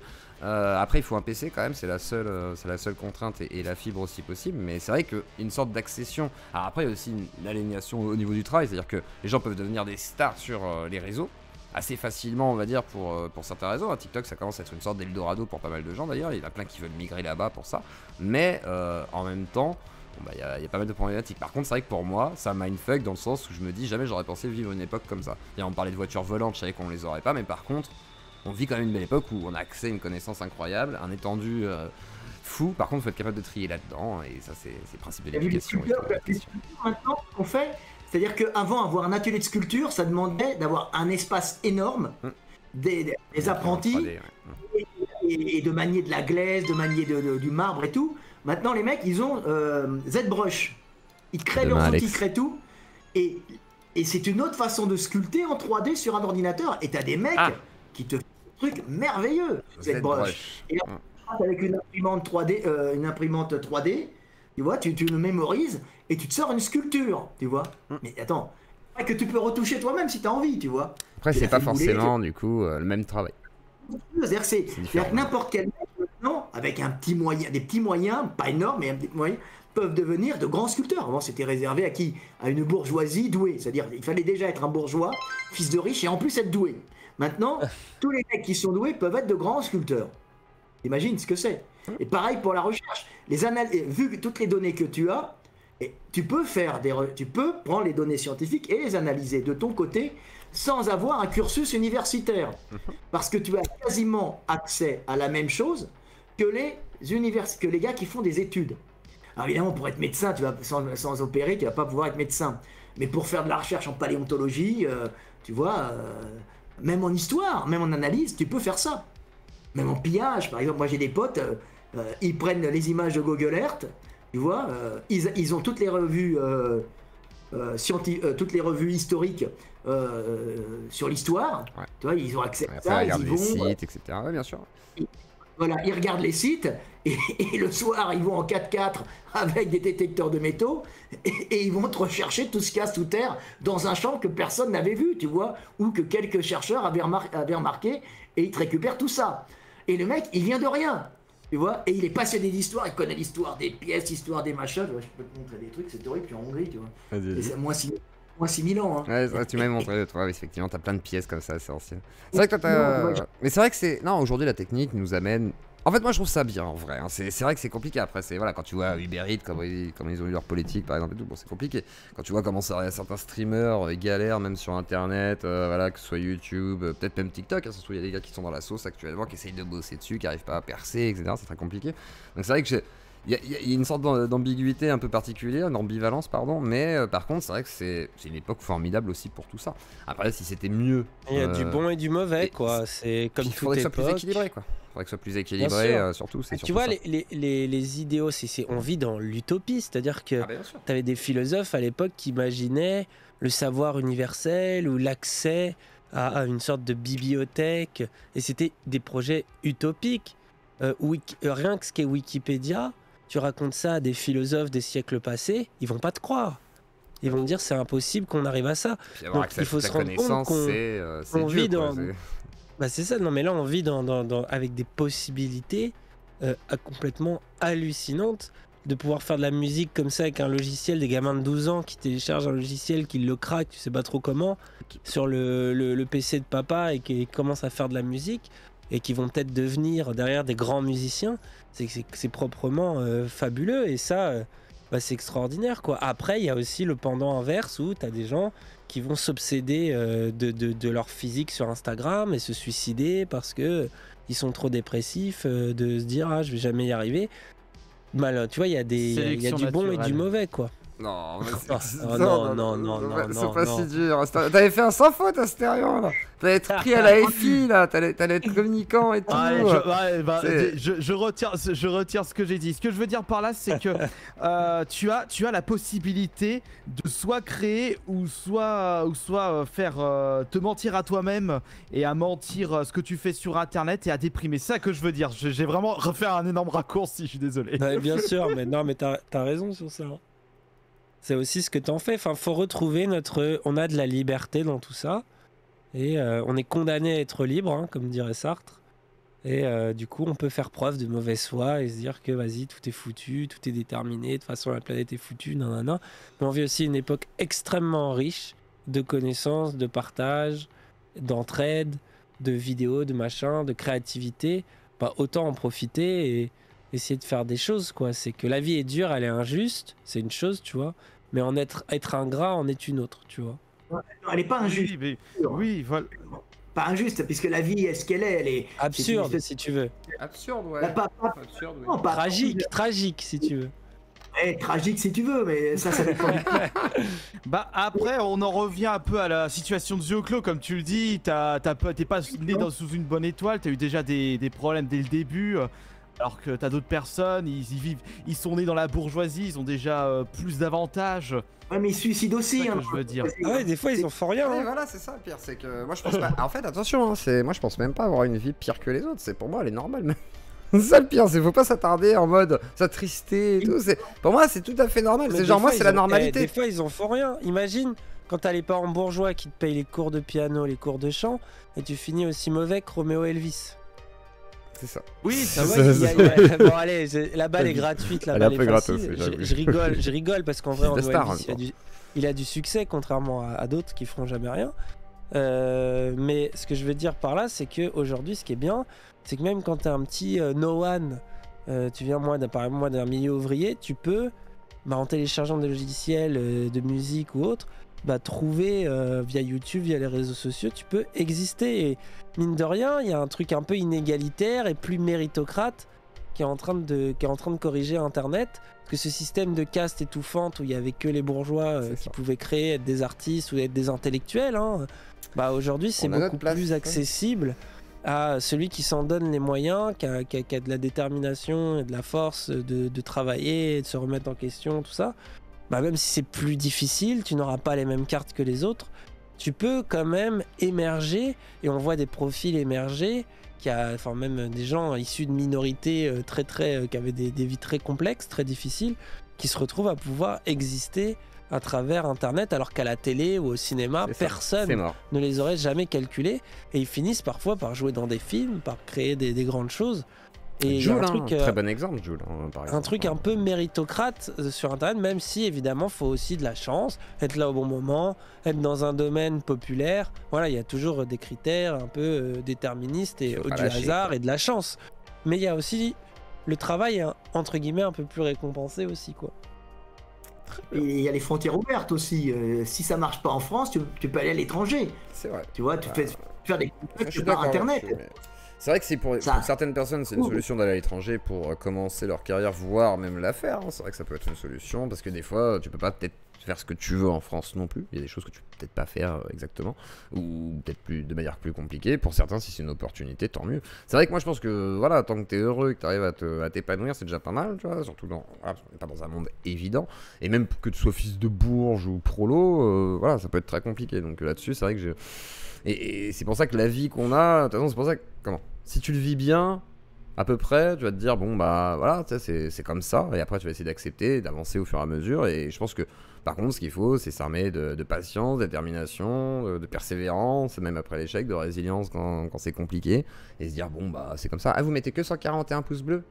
Vous êtes des salopes en fait, le public. Je me casse. Peut-être pour conclure, en plus, parce que moi je commence à avoir faim. Voilà, il est tard, on va conclure. Vous avez pas mis assez de pouces. Pas encore manger, et c'est pas bon pour la muscu. J'ai mangé avant, mais là j'ai refaim. On a vu. Il y a de l'énergie quand on dépensée. fait du sport. Mais puis surtout, c'est quoi le succès? Parce que si pour toi le succès c'est des vues, des likes, de l'argent, t'as une mauvaise vision du truc. Tu peux tout à fait faire, je sais pas, quelque chose qui marche pas vraiment, genre je sais pas, t'es passionné de théâtre ou de jazz en 2022, tu vas pas soulever les foules avec ça, tu vois. Mais pour autant, ça peut être aussi se dépasser dans sa pratique, tu vois. Pour faire du sport, pas besoin d'être un champion. Tu peux en faire pour toi-même, avoir tes propres objectifs qui sont adaptés à ce que tu es, à ce que tu fais. Dans l'art, c'est pareil. Faire de la musique pour ton plaisir personnel, créer des vidéos, pas forcément dans l'optique de faire des vues, etc. Donc en fait, je pense aussi que ce qui fait que tu as une vie remplie, c'est quand tu crées du sens, quand tu te connectes, quand tu rencontres, quand tu te remets en question, quand tu avances, quand tu te dépasses. Le dépassement de soi en lui-même est vivifiant, est quelque chose qui remplit la vie, qui donne du sens. Et t'es pas forcément obligé de te perdre dans les chimères du succès qui peuvent, comme on le disait tout à l'heure, te rendre fou, aigri, jaloux, etc. quoi. Moi c'est ce que je dis tout le temps. J'ai jamais essayé de faire des vues.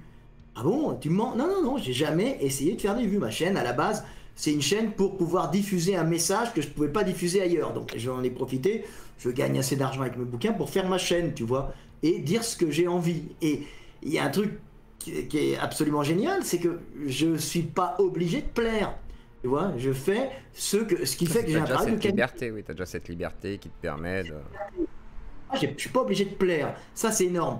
Et c'est vrai que le problème des petits youtubeurs, c'est qu'ils veulent plaire absolument. Et ça, c'est la porte ouverte à la médiocrité.